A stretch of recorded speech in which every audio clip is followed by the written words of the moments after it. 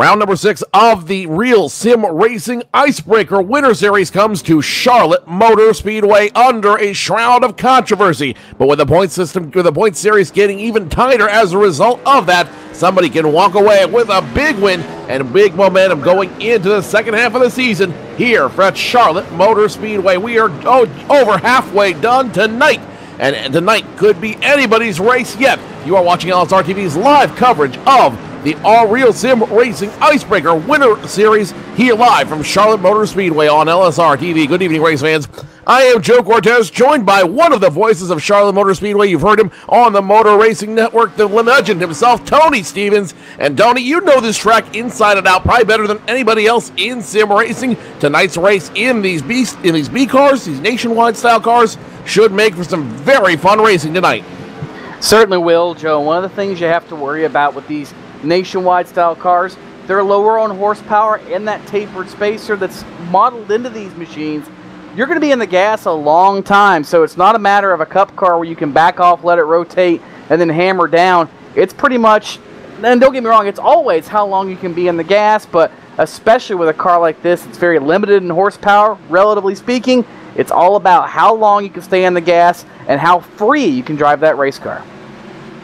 And with a good setup out here tonight, with a good handle on the setup, you can really get that car free and get some very fast laps turned in around this track. As we said tonight, we come in under a little bit of a shroud of controversy. Brian Macklin, the winner of last week's race, failed the post-race inspection. Come to find out, another driver was driving under Brian Macklin's account, and he will be disqualified as a result of that. That put CJ LeVere at the top of the post at the end of last night.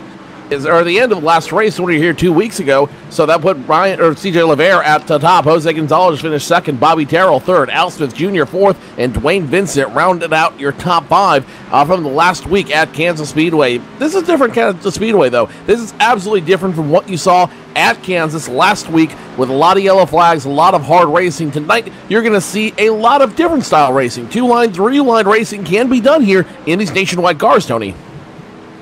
It absolutely can. 3-wide's a little treacherous with these machines. You can probably do it on sticker tires for a little bit, but you're not going to be able to hold it, especially coming off turn 4. One of the tricky spots here at Charlotte. The track kind of narrows up. It's almost a funnel type situation, and the banking falls away. Very easy to get caught up in somebody else's mess, even by yourself, much less with a couple of guys around you. But we will definitely see lots of 2-wide racing, and as you said, the occasional 3-wide pass as well.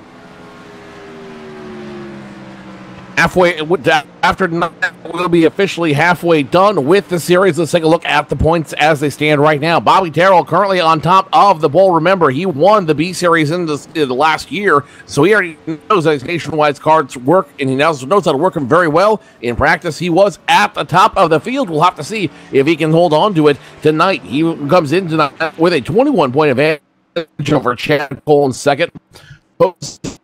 Gonzalez third, Dwayne Vincent fourth, E.J. O'Rourke finishing fifth in points right now. Mercer, Brian Macklin, A.J. Browning, Scott Simley, and Rhett McBride rounding out your top 10. Qualifying underway as we speak. Bobby Terrell currently qualified at the top of the poll. E.J. O'Rourke second, Brian Harvey, C.J. LeVere, Jose Gonzalez your top 5. Tony, we've got effectively the top 5 in points represented in the top 5 in qualifying order so far. And Joe, there's a reason people are that high up in the points. Now, mind you, still early in the season, but usually the cream is going to rise to the top. The fastest guys are going to be there in time trials, and if not there, definitely in the race. Very easy to have an off week on the clock, but come race time, it's almost 200 miles tonight. A very, very long race. I mean, this is the equivalent of the North Carolina Education Lottery 200 that we run at Charlotte each and every spring during the All-Star weekend. So it's a very, very long race, 130 laps here at the Mile and a Half Charlotte Motor Speedway. Mile and a half quad oval in the front and 4 treacherous turns to make it work, including that hump in turn number 1. Now, we've seen a lot of guys lose it there in the past, and it wouldn't surprise me if tonight we see somebody lose it there just go a little too hard into turn number 1, lose it there, and effectively cause a big one, something you'd see like at a Talladega or a Daytona. It's very easy to do. As tightly as these guys might be locked into a pack, one false move, yes, very easily can wipe out 4, 5, 8, or 10 cars in the right spot. so you got to be very careful. And these cars are very aero sensitive, Joe. You get, especially in turn 4, where the banking's not quite there to hold you, and you're having to crank the car down, like we said, to keep it out of that turn 4 wall. It's very easy to get somebody shoved up under you, shove the air up under you, and make the back end very light. So a lot of times turn 4 can be the place where that happens. Coming through turn 4, coming into turn 1, both very treacherous places as qualifying starts to round out down to an end here at Charlotte Motor Speedway. Bobby Terrell, EJ O'Rourke, Brian Harvey, CJ LaFerre, Jose Gonzalez, your top 5 currently in qualifying. Bruce Perry, David Lanza, Scott Stenzel, Matt Lacrosse, and AJ Browning rounding out your top 10. Right now, only 25 cars taking time on the field. And Tony, you know this track very, very well. Let me ask you this. Is there any advantage of starting in the back and working your way through the field here at Charlotte? There's not really a huge advantage by any means, no, Joe. I mean, yes, sure, if you want to put on a show, absolutely. But like any speedway, track position is king. So it's all about what you can do out front. The quicker you can get there, the better off you're going to be, because you usually set these cars up in clean air. When you get back in the middle of a pack, iRacing has done a fantastic job of modeling the aero situation on these machines, and therefore you're able to actually pick up that aero push. And as we said, as narrow as the racetrack can get sometimes, it's very hard to pass when you get later into a run. Can make it very hard, and the weather tonight not going to contribute to that as well. We're getting wind gusts on track of up to 15 miles per hour out and down there with a humidity of 75%. That means these cars are going to need a lot of clean air, and they're going to need it in a hurry tonight. Plus, the wind's going to push them around just a little bit, which is going to make driving, especially through turns 3 and 4, that much harder. Yeah, it is. Anytime you get the wind buffeting here at Charlotte, it can be a little bit of a challenge coming out of the northeast. And if you kind of want to have some sort of bearing as to what's where, coming out of the northeast means it's kind of coming out from over the billboards in turn number 3. And yes, that can screw with you in turn number 4, really around the entire racetrack, Joe. And being that the speed is as variable as it is, it's a fairly substantial wind, about 10 miles an hour or so coming from that end of the speedway. It can play havoc with not only handling on each end of the speedway, but also your gear selection and what kind of RPMs you're going to pick up on one straightaway versus the other. Last time we went to a track similar to this, it was Atlanta just a few weeks ago. Chad Cole finished at the top of the pole. Your points leader, Bobby Terrell, finished right behind him after starting on the pole and leading 74 laps. These drivers very qualified and very talented to take on this mile and a half here at Charlotte Motor Speedway. Should be some very entertaining racing. We're about to start here in only a couple minutes. Let's go ahead and step away from the microphone and pause now for the playing of our national anthem. Oh, say, can you see by the dawn's early light what so proudly we hailed at the twilight's last gleaming, whose broad stripes and bright stars through the perilous fight o'er the ramparts we watched were so gallantly streaming,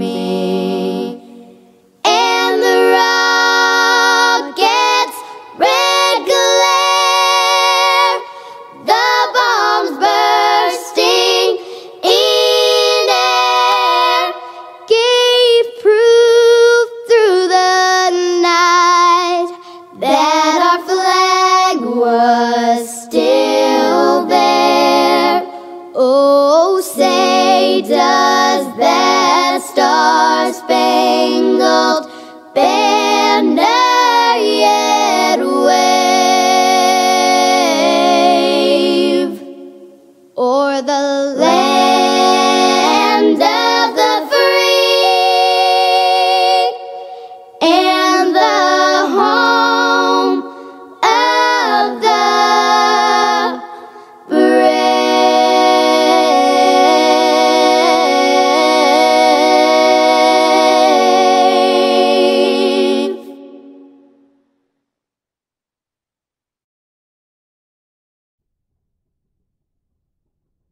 And that is the national anthem of this great country here at Charlotte Motor Speedway. The qualifying period is over. It looks like it's going to be Bobby Terrell, EJ O'Rourke officially on the front row. But Tony, lots of drivers that are no stranger to RSR, and a lot of great drivers that have been across the iRacing sim going to show up tonight and try their hand at it. Guys like CJ Laver, Jose Gonzalez, AJ Browning, Al Smith Jr. with Upstate Racing. Rhett McBride is going to be showing up tonight. So you have a very, very talented field, a field that is just deep and rich with knowledge of how this sim works and how these cars work. It should make for some very, very good racing tonight. And it's all going to lead off with Bobby Terrell currently lined up at the start-finish line.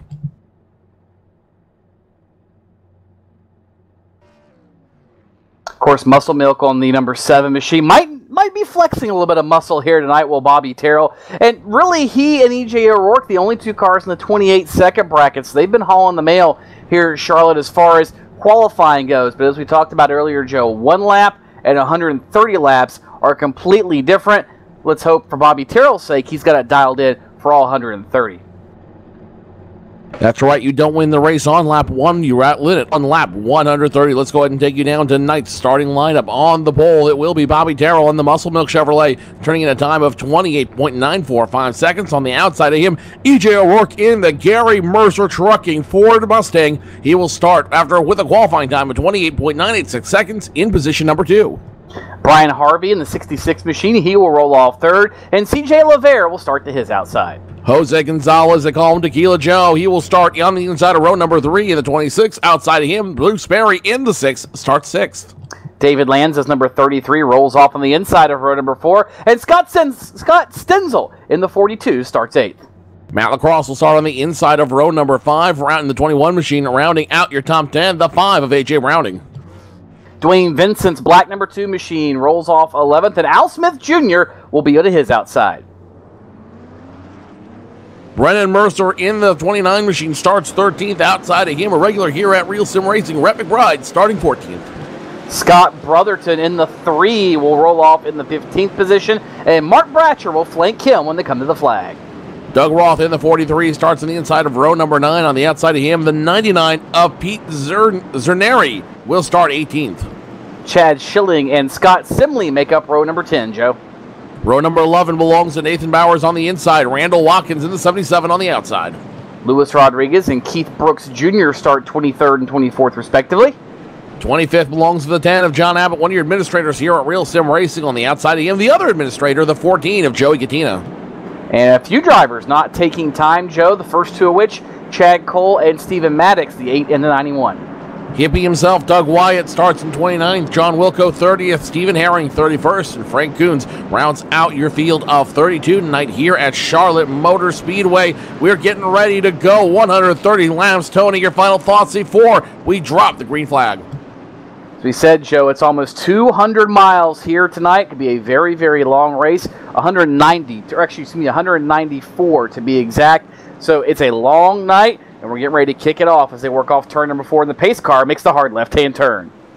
First racing Ford Mustang pace car gets the heck out of the way. Bobby Terrell hits the loud pedal, and we are off to green flag racing for 1 lap. Lap number 1 of 130 tonight at Charlotte Motor Speedway. Bobby Terrell up front, EJ O'Rourke second, CJ Laver, Brian Harvey, everybody lining up single file except all through position number 5. Battle down for 6 as Bruce Perry gets stuck on the high line all by himself. He is going to get dispatched by the 33, the 42 of Scott Stenzel. Now wants to get a piece of him. Going into turns 3 and 4 should be relatively easy. Stenzel drove it in there to turn number 3, Joe, and on these thicker tires, that car will stick on the bottom, but Perry's doing a good job up top trying to carry that momentum around the outside. And going into turns 1 and 2, you can really drive the car deep into that end of the speedway, but Perry chooses not to. Stenzel's going to get that spot, and here comes Matt Lacrosse on the bottom in his number 21 machine. He too, barely going to clear the number 6 machine of Perry, now single file for pretty much the entire top 10. Bruce Perry will barely hang on to the top 10. When he come around, he should be in position number 9. Dwayne Vincent will be the last car out in position number 10. AJ Browning loses the top 10 position as the 21 machine now goes into the grass. That's Matt Lacrosse. He loses it coming off of turn 4 at the start-finish line, able to rescue it, but that is going to come at the cost of several spots. Meanwhile, up front, we have a change for the lead. EJ O'Rourke has looked to the inside. Now, finally, I think might clear Bobby Terrell. Got under him coming off of turn 4. Got in front of him barely off turn number 2. And now through 3 and 4, O'Rourke up the racetrack. Had to back out of it briefly. Got a little throttle pedal happy. But O'Rourke will lead lap number 3 and get those extra bonus points to put towards his championship chase. So O'Rourke now out front with Terrell, LeVere, Harvey, and Gonzalez, the top 5. And top 5 still single file, well, the exception being the 26 of Jose Gonzalez. The Meatball Company Chevrolet thought about going underneath. Not going to happen that time by. He will stay behind the Super Sport of Brian Harvey, the 66 machine. And right now, everybody looks like they're playing a little bit of conservation. Nobody wants to make a big move unless you're up front. And then Bobby Terrell wants to make the move again to pick up the lead once again and get the lead away from EJ O'Rourke on the high side. Bobby Terrell's got the push from CJ LeVere. It shouldn't be much longer before Bobby Terrell takes back the lead. But look at EJ O'Rourke, Joe. We talked about carrying that momentum up top through 1 and 2. He did just that. It's a little bit harder to do in 3 and 4. You really have to arc the corner and pinch off the exit, but did a fantastic job there just to minimize the losses. However, he's not able to regain the position. And in fact, it might open the door for CJ LeVere in turn number 1. Look at O'Rourke way up the racetrack, up in the Harry Gant groove, trying to make things happen. You can do it there, but it takes trouble on the speedway, Joe.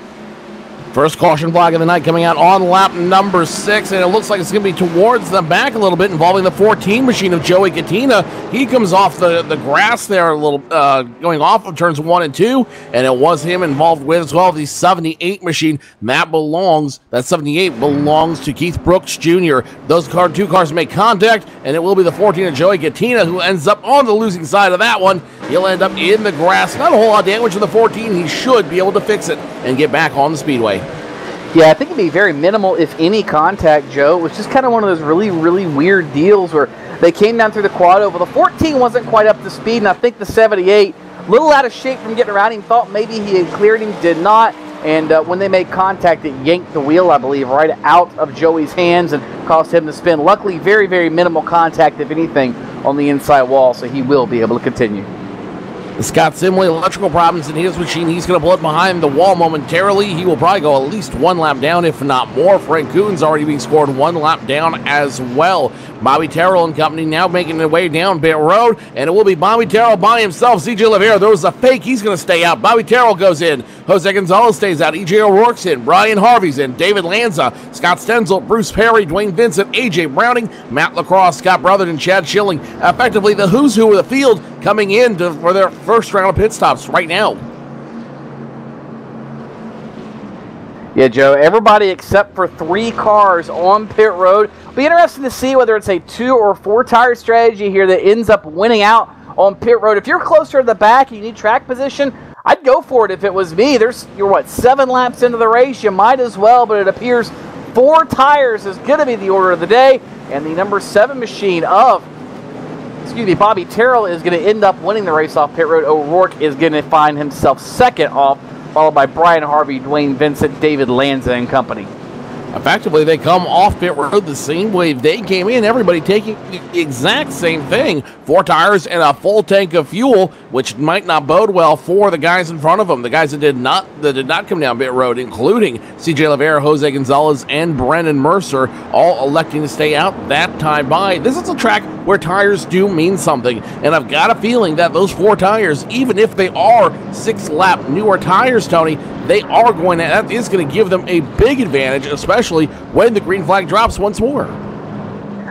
Quite frankly, I'm from the school that tires always matter. I mean, there are a few times in reality where tires don't matter. They do exist, but generally speaking, if you can bolt sticker tires on, especially if you can have a minimal loss of track position, go for it each and every time. So barring a quick caution, that might not be good news for CJ LeVere and Jose Gonzalez. Brennan Mercer, on the other hand, he was a little bit further back in the pack, so things might even out for him just depending on how well balanced that race car is. If he ends up ahead of where he was running before the next round of stops, it's a win for him to take that gamble early. rolling the dice early here at Charlotte Motor Speedway. You can't really lose in that situation. All you can do is see what happens and see where it goes. In the worst case scenario, you fall back a little bit, but you still have over 100 laps left to figure out how you want to come back and how you want to make it through the field. So a gamble, it's a calculated risk, but it's a risk worth taking. I think you're absolutely right on that one.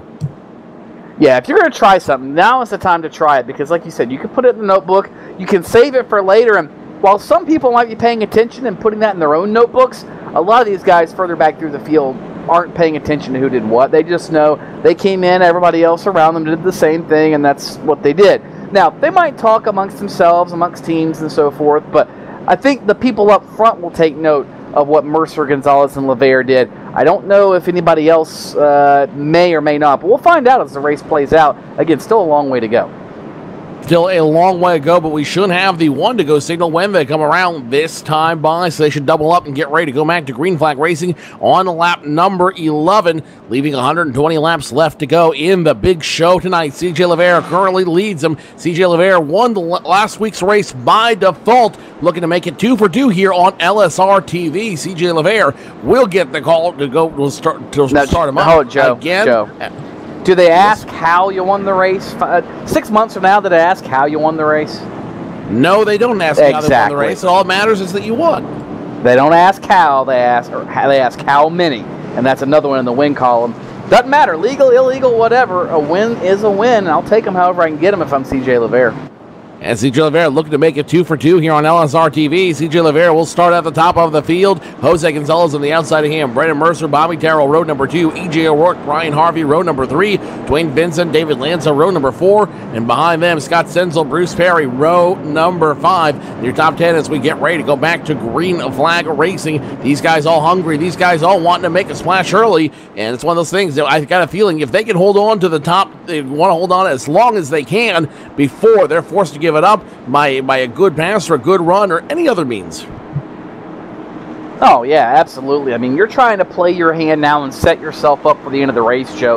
You kind of have an idea in your head what you can do on fuel and tires, and you kind of, even though it's an oval race, you really in a way want to work it backwards or be able to work it backwards if the right opportunity presents itself. So everybody now is just kind of giving themselves a bigger window with which to work, and that could be a good thing come closer to the end of the race. Pace car leads them through turns 3 and 4. Will make a hard turn down Bear Road next time by. CJ LeVere wastes no time, hits the loud pedal, hits it hard. We're back to green flag racing on lap number 11. 120 laps to go here at Charlotte Motor Speedway with the RSR Icebreaker Winter Series. LeVere up front, Jose Gonzalez immediately on his tail. Battle for third as Brendan Mercer trying to find off Bobby Terrell. And that momentum working for him on the high side now. Bobby Terrell, they're going to go 3 wide, almost. The 7 and the 2 getting the push, 29-41. Sticker tires are going to win that battle, and Bobby Terrell has the big momentum on the high side. He's got that momentum, but it is the longer way around. You see him there kind of get a piece of the outside wall, Joe. That's the risk you take, and that's what we talked about at the outset, how turn 4 tends to funnel you down and can very easily suck you into the concrete. O'Rourke and the number 2 machine of Vincent about make contact in turn number 1, and here they go 3 wide briefly. Mercer finally gets passed by Bobby Terrell, and EJ O'Rourke, it's like he's going to take to the bottom as well. Now Mercer is stuck up there in no man's land.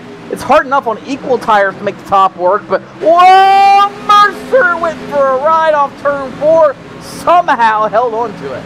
CJ LeVere almost went for a ride off turn number 4, had to hit the brakes hard, went into the infield, able to save it, but that's going to cost him the lead, going to cost him second place as well. Jose Gonzalez, your new leader as a result of that. Bobby Terrell inherits position number 2, and LeVere might be in trouble. Now getting battled by EJ O'Rourke for position number 3. The 2 machine of Dwayne Vincent also trying to get underneath the 4 machine as well. So the number 4 of CJ LeVere goes from the penthouse to the doghouse as he loses the lead and 4 positions to go with it. So within the last 30 seconds, what have we proven? We've proven A, turn 4 is a bear, and B, we've proven turn 4 with old tires might be a little bit bigger bear. You can't drive it like you would with brand new 4 sticker tires underneath you, so they have to handle it with kid gloves almost as Jose Gonzalez continues to do so. Jose Gonzalez, though, might have the biggest advantage. He's got 9 seconds on the rest of the field, but I've got a feeling with him starting to line up behind him, That lead is going to get cut down in a hurry. Now 0.8 of a second as Bobby Terrell's got a lot of time to work. Position number 3 being switched. The 2 of Dwayne Vincent gets into the 41 of VJ O'Rourke. O'Rourke, though, looking for the crossover, and now here comes LeVere. LeVere trying to come back. Quick note for any Doug Wyatt fans. He had an issue last time on turn 4. No problems, however. He'll fall back the tail of the running order as we watch this battle up front with LeVere, Vincent, O'Rourke, and company. Things are tightening up rather quickly, and look who else is on the prowl.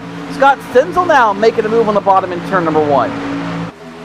The 42 machine getting out of the 66 of Brian Harvey. The Scott Stenzel has a strong-looking machine right this moment. If he can make the pass cleanly, makes it work. And now behind him, David Lanza tries to get around the 66. 66 gives him a little bump, says not this time, buddy. And David Lanza has to back off. He will stay in position number 8. Matt Lacrosse, Chad Schilling, your top 10. And the rest of your field looks like they are all single file right now. A little bit of conservation being played by all the drivers out here. Conservation for sure, but I'll tell you one thing I am impressed with, conservative or not, is Jose Gonzalez. That car, given what happened to LeVere, and mind you, he hasn't fallen back that much, but poor Brendan Mercer, he's pretty much fallen off the face of the earth as far as we're concerned up front. But everybody else has stayed out, all 2 cars. They've done, well, never mind. Here we are, Jose Gonzalez, here to the turn 4 wall. He's going to give up the lead now in turn number 1. I was about to give him props, but I guess we jinxed him. The LSRTV curse strikes once again for Jose Gonzalez. Tequila Joe's going to drop through the field, and your new leader, Bobby Terrell, on the pole. It's going to be caution on the track. Looks like Al Smith Jr. might have been involved. Joe, I see him pulling away from down in turn number 4. I think it's very similar to the last one we had. We're coming through the tri-oval. Just had a little bit of, well, he lost it all by himself, actually, and pounded the inside wall of the front straightaway with the nose of the car. Kind of odd there, but Al Smith Jr. All by himself and was able to wrestle it all the way off turn 4. Might have had a piece of the apron in turn 3, but even so, to lose it in the middle of the quad oval, it's kind of odd. Yeah, it looks like he just had momentum on.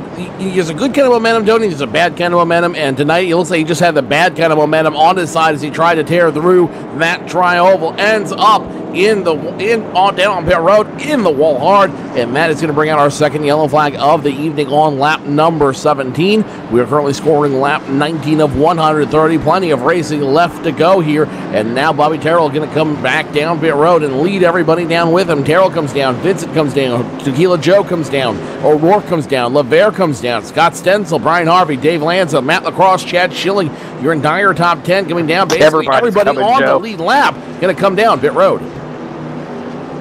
Everybody with the exception of Doug Roth in the number 43 going to be on pit road. Everybody saw what happened in that last run. And if you're a Jose Gonzalez or a CJ LeVere, this is exactly what you wanted to see, because I think those tires were about shot, and now you can come in and get 4 brand new skins. I think what else it told us, Joe, is no matter what situation you're in, you want 4 brand new tires. And most everybody is going to go for it. A couple of exceptions, however. Brendan Mercer is going to take 2.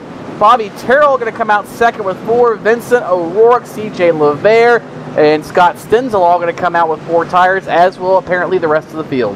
Brendan Mercer in the 29 machine, he actually overshot his pit stall, totally missed it, and now he's going to drive back through once again to come down to the attention of his crew. That's going to cost him in a big way, Tony. Yeah, it is. I mean, the good news for him, he wasn't doing that great anyway after that last run of green flag racing, because of the tire situation he found himself in. However, digging yourself a deeper hole is never a good idea either. Never exactly where you want to be. Doug Roth will continue to lead him through. Brendan Mercer in the 29 machine, he might have to come back down pit road this time by the 43. Looks like he's flirting with the idea of coming down pit road. If he does, he would put him at the rail tail end of this field. The 43 will come down this time. The 29 of Brendan Mercer electing to stay out. Kind of odd Mercer would choose to stay out, unless he too wants to go ahead and lead a lap while he has this misfortune. I mean, you put yourself in a bad spot, you might as well make the best of it and try to lead a lap under caution. It pays a point either way. So Brendan Mercer up front, and it looks like the lights are still on the pace car, so he will in fact have a chance to come down pit road and get 4 brand new tires on that machine.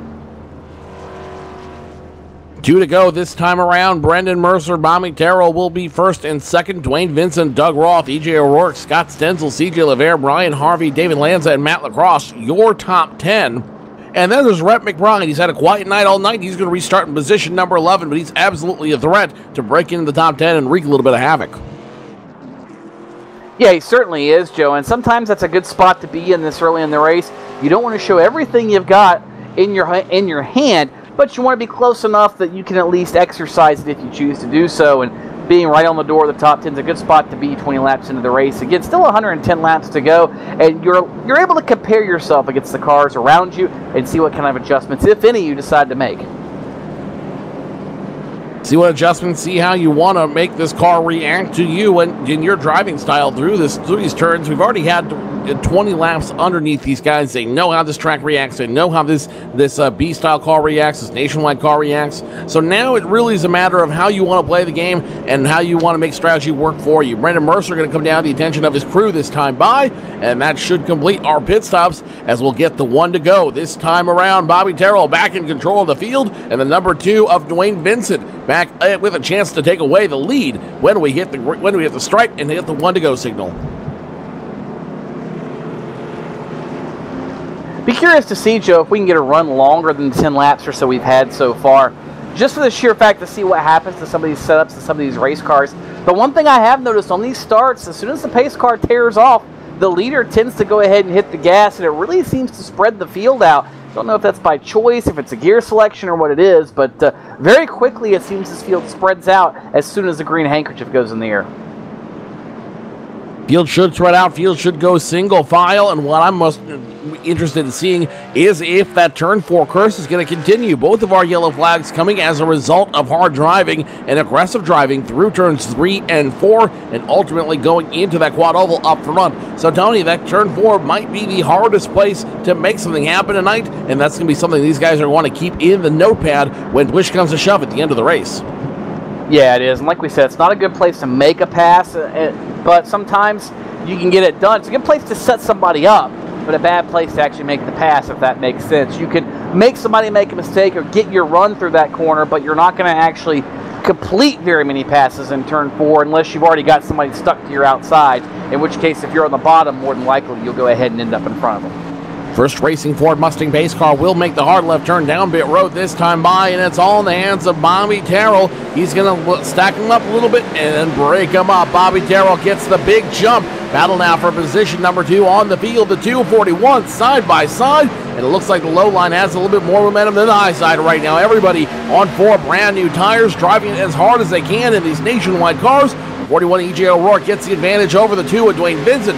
Dwayne Vincent temporarily 3rd, but that may change if the 4 and 33 stay low. The 4 is going to break away from the 33 a little bit, and it looks like the 4 is going to be in line. The 33 will as well. The 42 nowhere to go. Scott Stenzel, however, going to force his way down to the low line, and we are back to single file racing through the field. Stenzel did a good job that time of rim riding through 3 and 4 and carried all that momentum and was able to get by the number 33 machine of David Lanza and slot himself into that 5th spot. So good job by Scott Stenzel to take full advantage of that situation right there about a lap or so ago. A little bit further behind him, things are getting a little bit racy, back for about the 8th or 9th spot. Looks like Brian Harvey is back there in the middle of that one. Scott Brotherton is back there as well. Matt Lacrosse. So things are getting really antsy out there about the 10th spot or so. Chad Cole in the AC Delco number 3, or check that in the Scott Brothers in the AC Delco number 3 machine. He is going to get the push over the 8 of Chad Cole. Chad Cole nowhere to go. He will go back to position number 12. Bruce Perry, Mark Brachter, Keith Brooks Jr. Your top 15 is now we have a battle for a pass in the top 10. It's Rhett McBride getting around the 33 of David Lanza. Then the 42 machine almost goes around coming off of turn 4. That's Scott Stenzel. So Scott Stenzel could see position number 5 go away as the 15 trying the pass on the outside. The 42 is going to push him. Put trouble on the track.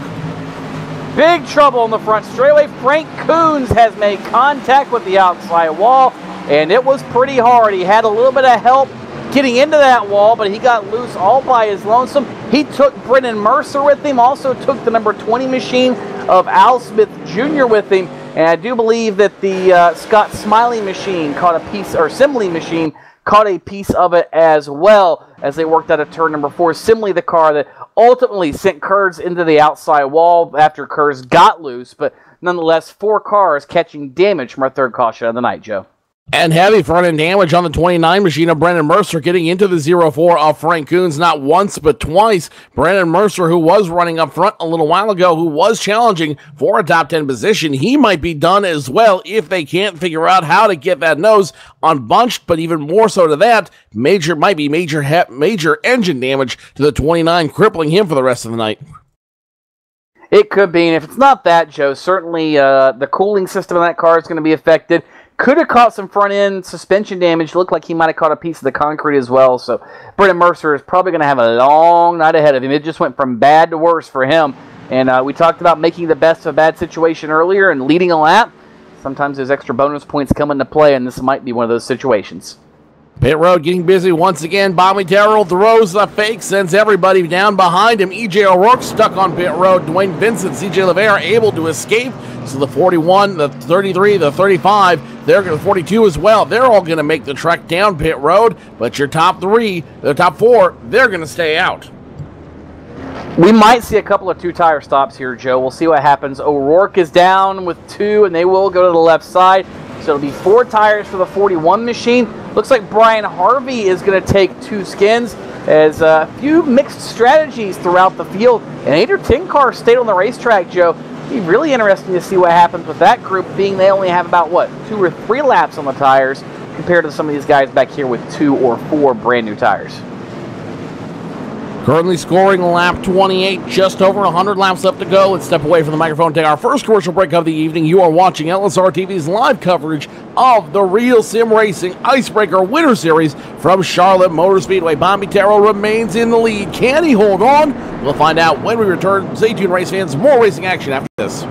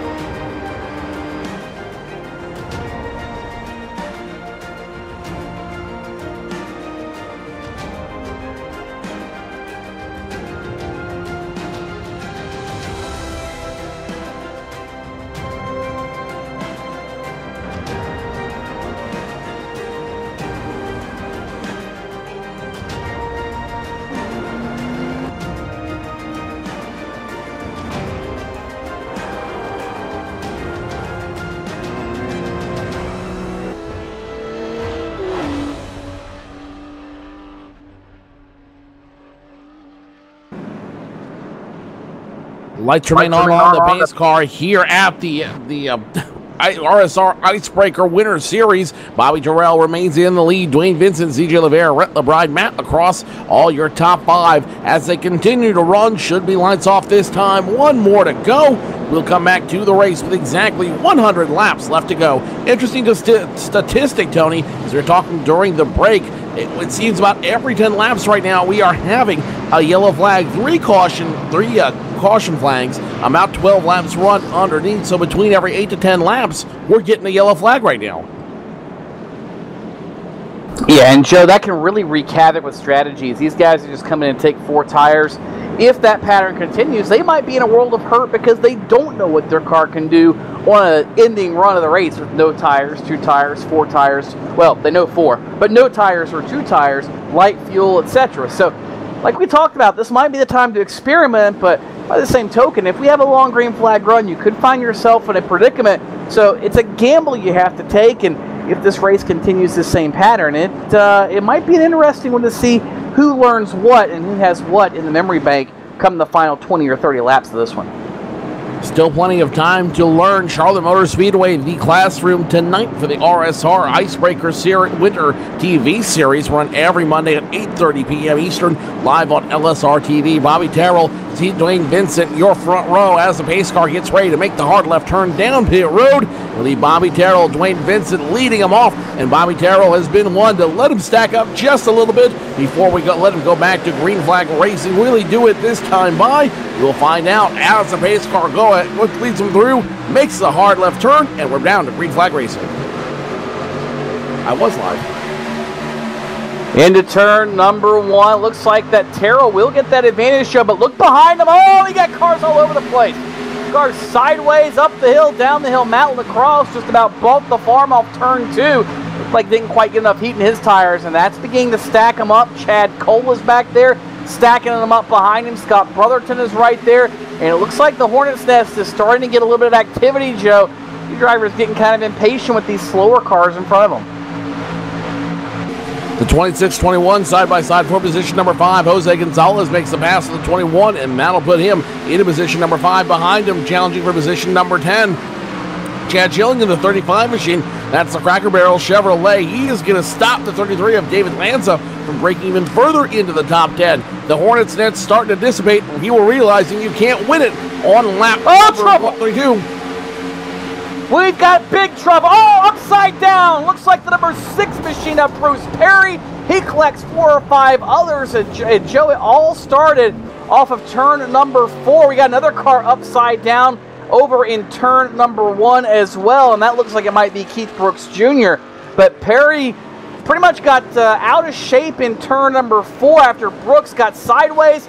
And everybody piled in, about 6-8 cars all catching a piece of it, somehow getting shoved into this one. A few cars took to the grass to make an evasive maneuver, but by far the biggest wreck of the night. We talked about at the outset how sometimes you can have the big one in just the right spot. Well, that might classify as it. Bruce Perry, his night is done after going nose first into the wall and then up into the catch fence. The 68 machine, the 91 machine, both getting heavy damage. The 5 machine, he got a hard part of it as well. Doug Wyatt got a piece of it as well, forced to go down into the grass to get away from it. The big one has happened, and that's going to cost several drivers their race tonight. It really is, Joe. We talked about making those pit calls, and there were drivers back there that took 4 tires that maybe shouldn't have or could not, whatever the case might be regretting their pit strategy. But the good news is it did happen further back in the field in about the second half, so not as many drivers are put in a very risky position. However, like you said, a number of drivers now have seen their nights effectively ruined.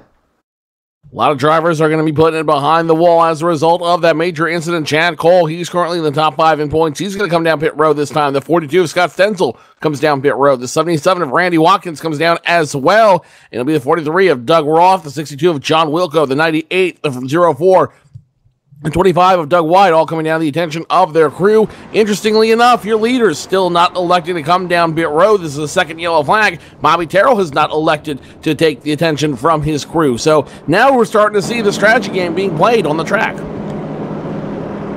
Yeah, we are. And you wouldn't think strategy would play that much into the outcome of the race this early in the race, Joe, but it very well can. I mean, we're almost a third of the way into this one. 130 laps, 35 are on the board, and 42 and 43 and change will make up a third of this race. So already getting down to the point where you can really start making this race on one more stop, depending how you time your others. So that might be going through the head of some of these drivers as well.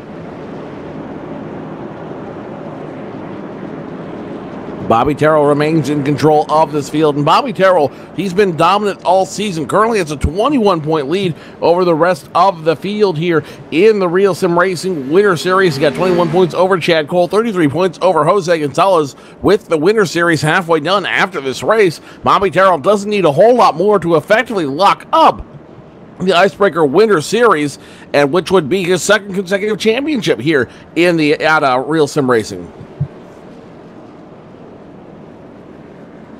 pretty stout accomplishment if you can make that happen, Joe. There's no doubt about that. And I think that, you know, obviously running up front like this is the best way to do it. Like they say, win races and the points take care of themselves. Lots of treacherous tracks coming up, though, in the weeks to come. Next week, these guys will be live from the Talladega Super Speedway. 2.67 miles of chaos. After that, they go to Indianapolis for 2 miles around the big oval. Texas will be the week number 9 track, and it all ends at Las Vegas. 130 laps around the big 1.5 miles there at Las Vegas Motor Speedway. So, still plenty of racing left to go, still plenty of different kind of racing left to go, and all these drivers are going to be having a hard time figuring out what they want to do and how they want to do it. Yeah, they are, Joe, but it is a long season, like you said, and the first couple of races can be great. They can set the tone for the rest of the season, but it's by no means a season in and of itself. A lot of things can still happen. I mean, you look at some of the people like, for instance, like UARA Stars Late Model Racing. You have one driver win the 2 opening races. Looks like he's set for a championship.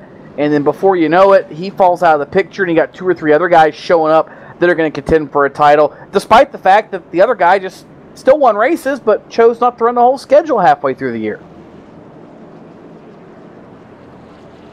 And wins don't, you're absolutely right, wins don't necessarily equate to a championship. It's all about having a good run, being consistent week in and week out, and being able to run with a good car and being able to finish with good positions week in and week out. Lights go off this time by Bobby Terrell in the front position. Dwayne Vincent, Rhett McBride, TJ LaVere, Matt LaCrosse, your top 5.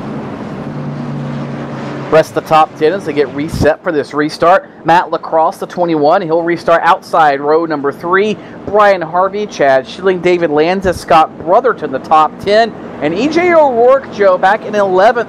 Ever since he's kind of got buried back there from a few cycles of pit stops, he really hasn't been able to make up a lot of ground. Sure, he's passed a couple of cars, but right now that 41 machine seems to not be able to pass a lot of cars when it gets in traffic. It's great in clean air, it's great up front, but once he gets a few spots back, the 41 so far has not proven he's able to work his way forward.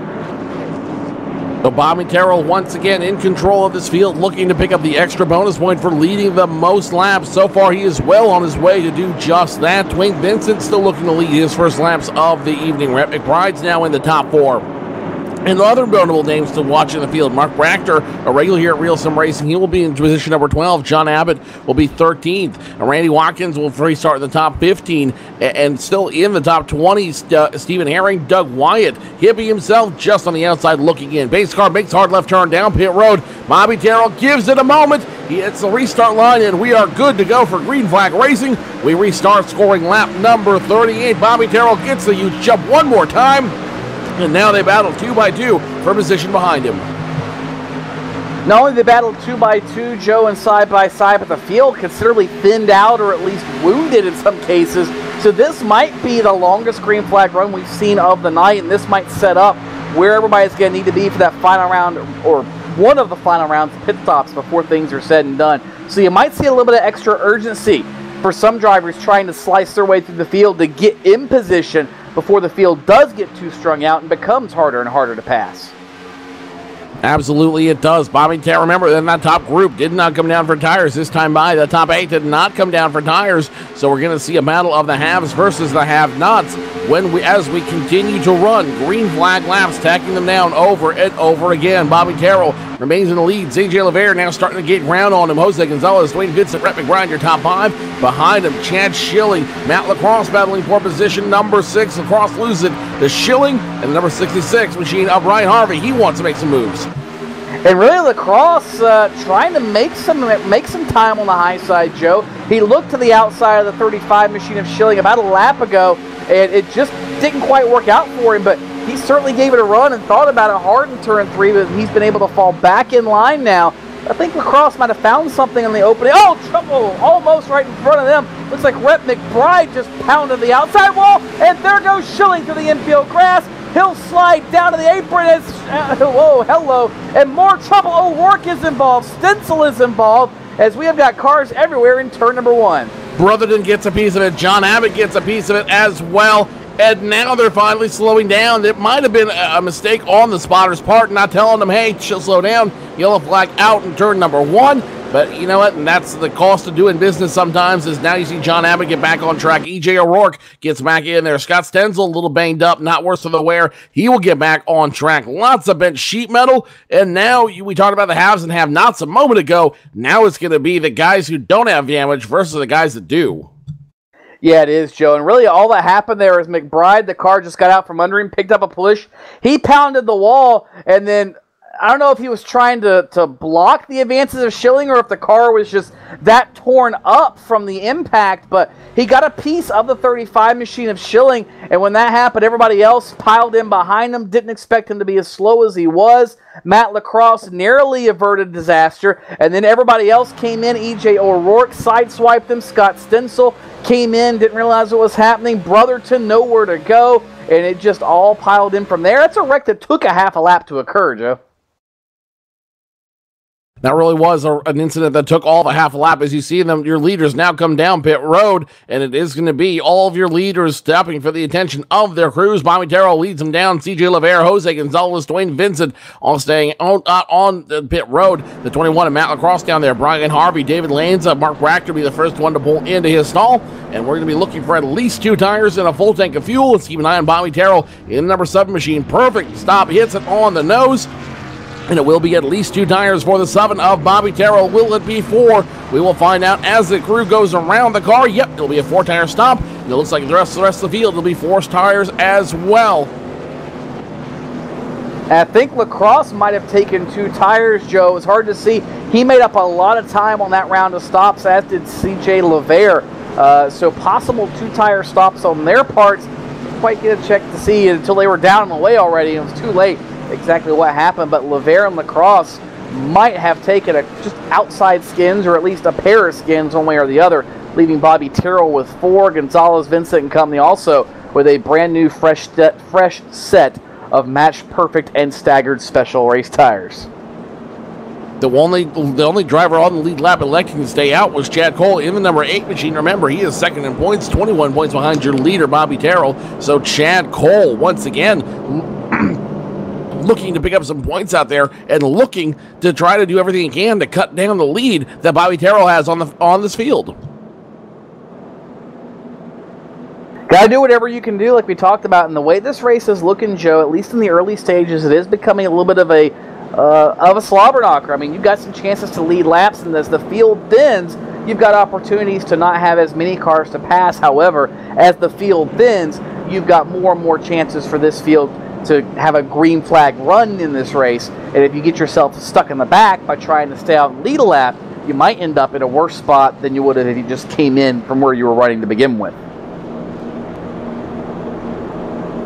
Absolutely, and Chad Cole about to take that risk as we continue to run under yellow flag. We shouldn't have the lights go off this time by, and we should get the 1 to go when we come back around. Still plenty of racing left to go, just under 90 laps at this point. It'll be 85 when we go back to green flag racing. Chad Cole will be in control of them unless he ducks down pit road before the lights turn off. CJ Lavere second, Matt Lacrosse third, Bobby Terrell fourth, Jose Gonzalez rounding out your top 5, and CJ Lavere having the best stop out of everybody out there. He's now in the position to lead some laps, and to lead some more laps, I should say, with the rest of the field having the same exact year that he does.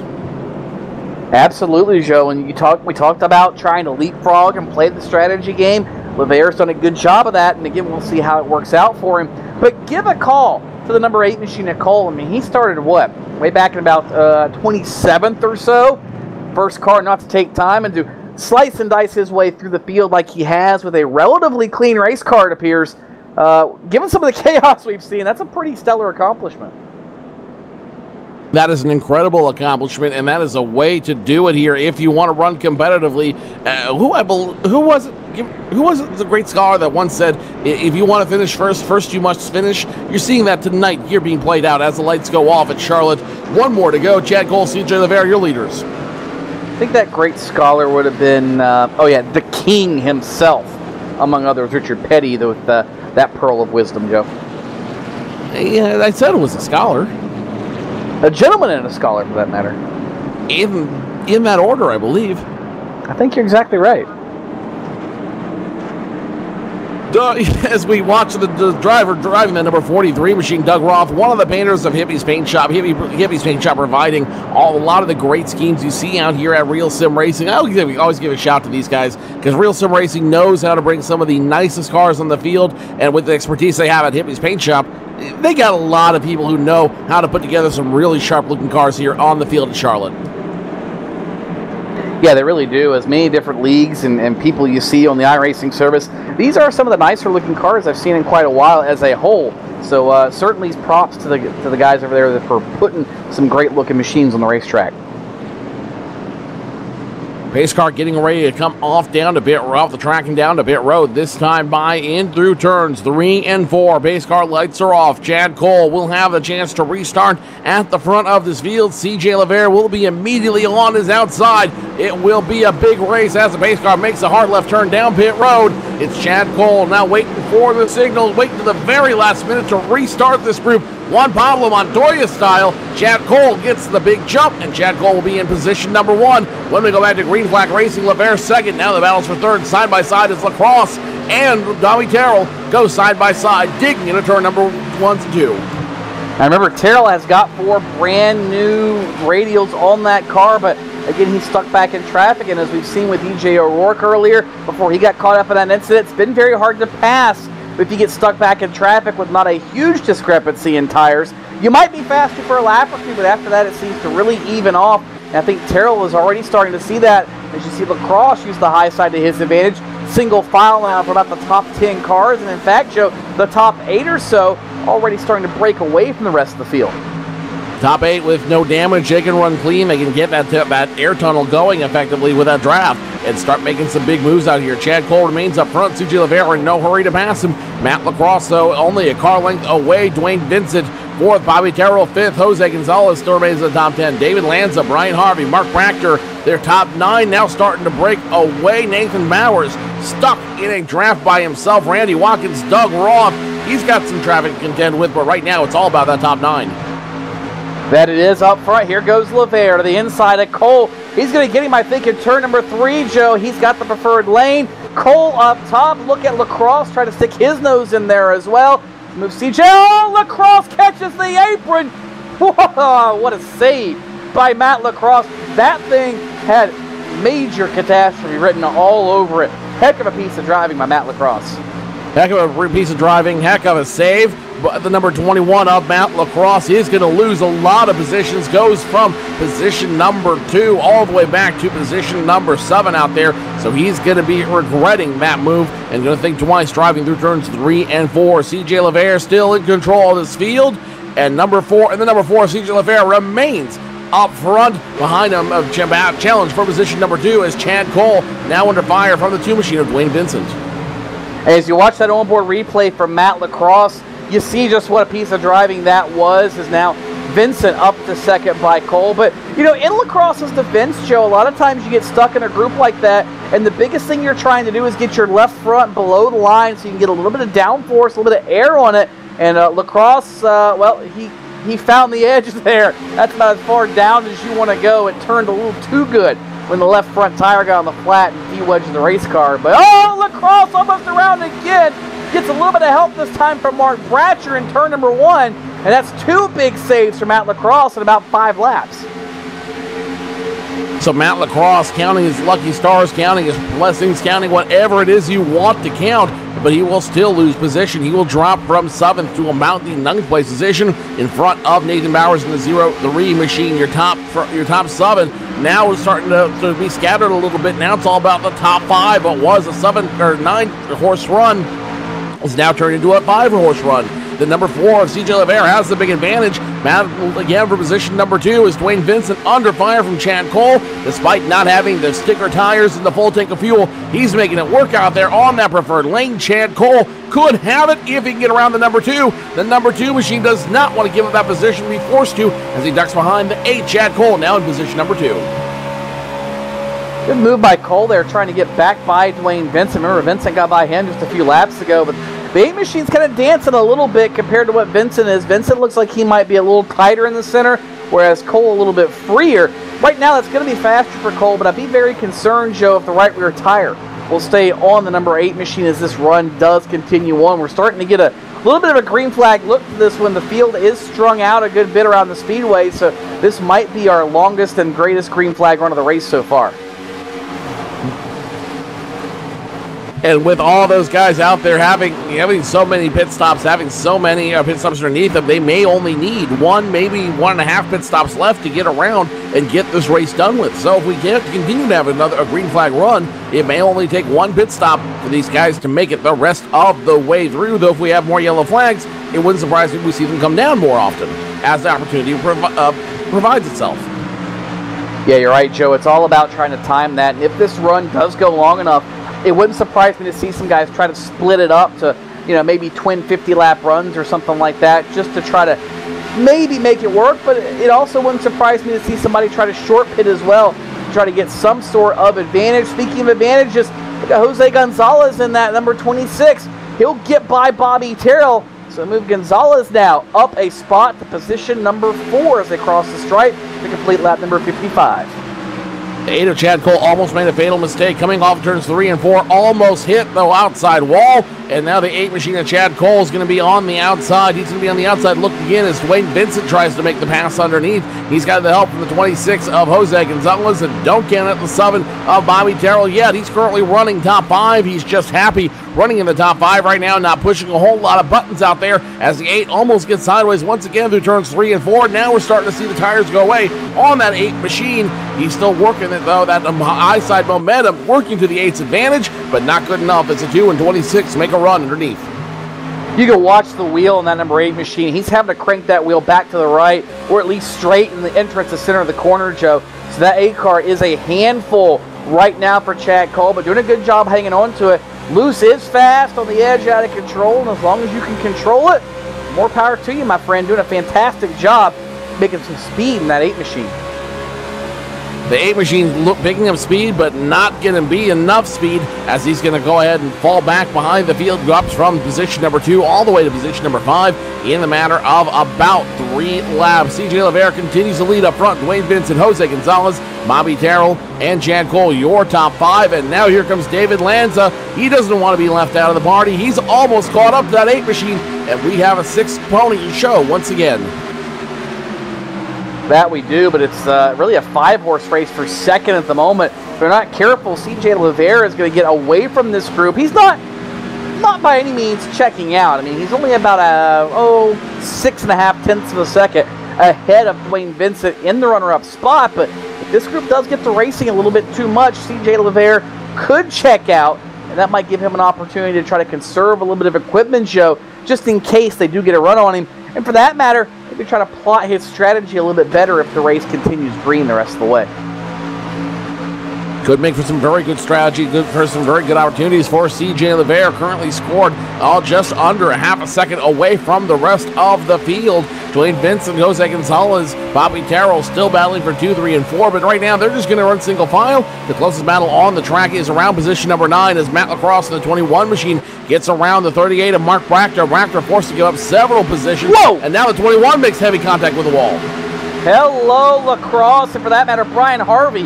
He got crossed up out of turn 4, Joe, and both of them just about bought the farm. Lacrosse, of course, catching a piece of the outside safer barrier. It's going to allow Mark Brachter to get back by the 21 machine of Lacrosse, and it looks like Lacrosse is, well, let's just say his hands have been full for about the past 20 laps or so.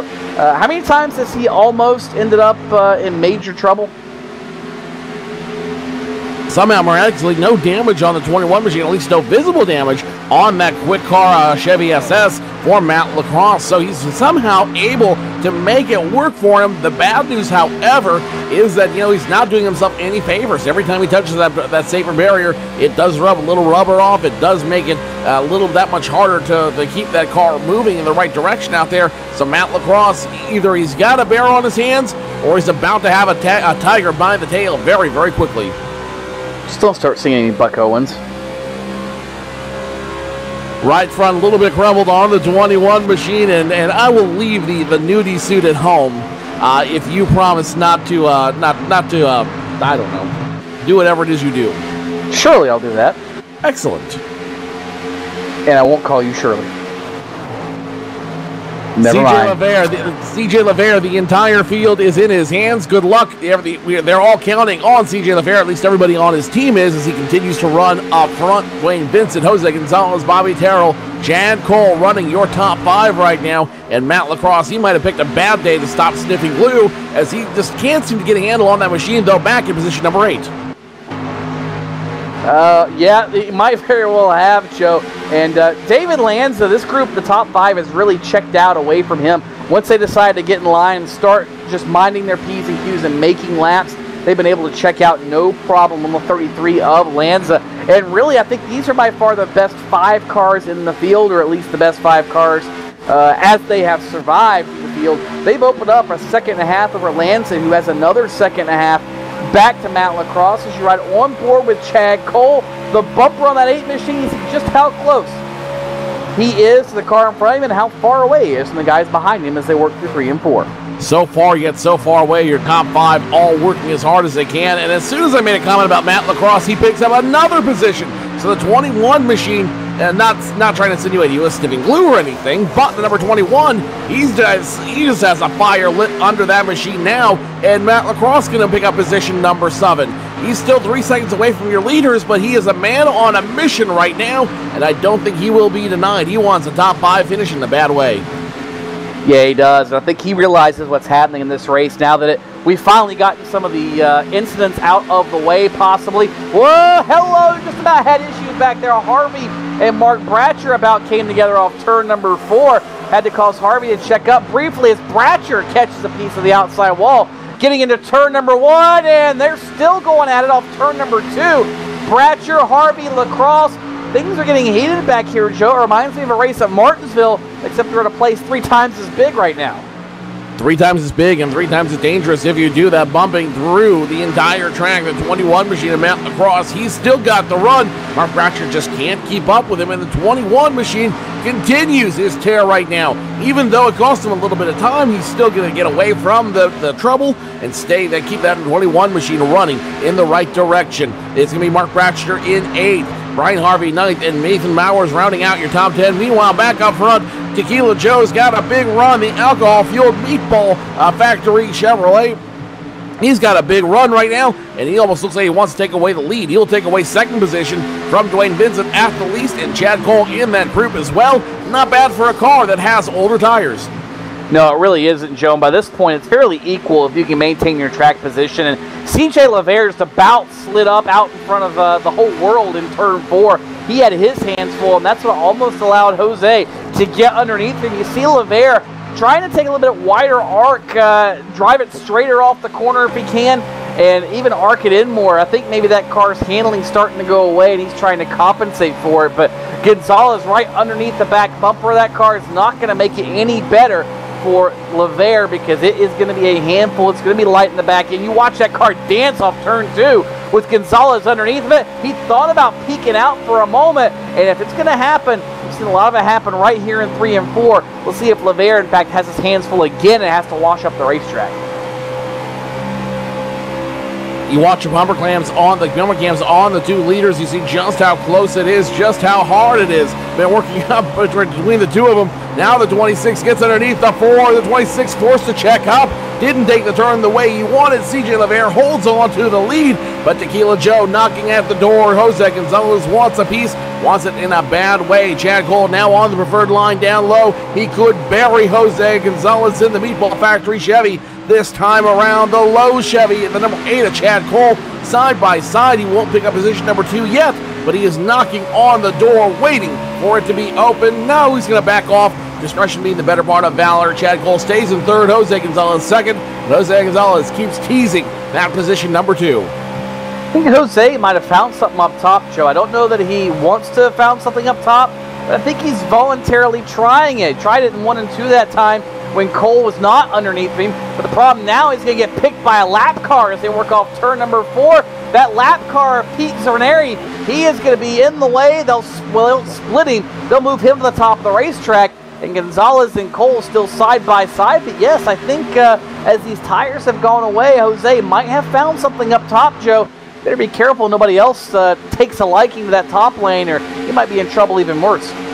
John Abbott can go the high lane this time as he's going to get passed by all of your leaders. He will go another lap down. Jose Gonzalez forced to go back to that low line, but I think Jose Gonzalez is really trying to experiment now. We're only just halfway over, and now, there's still plenty of time to experiment, still plenty of time to figure out where the car runs best on an older run, considering if we continue to stay green, they might be having older tires and less of a tank of fuel to manage on as we continue to run. So if they make that last pit stop and they make it way through, it may end up that they don't have a whole lot of time left and they got to figure out whatever they can. Jose Gonzalez might be preparing for the inevitable. Could be, Joe, but again, it's all about trying things and putting them in your memory bank for later, whether that's tire strategy, pit strategy, what lane works best when, what situation. The drivers that are able to get out and move the car around, see where there's grip, see where they might be able to find something that they could use later in the race if a similar situation presents itself. Those are the drivers you have to watch out for, and right now, that Meatball Factory machine is doing just that, trying to put a little extra spice in the recipe so he can have that little extra kick to win the contest later.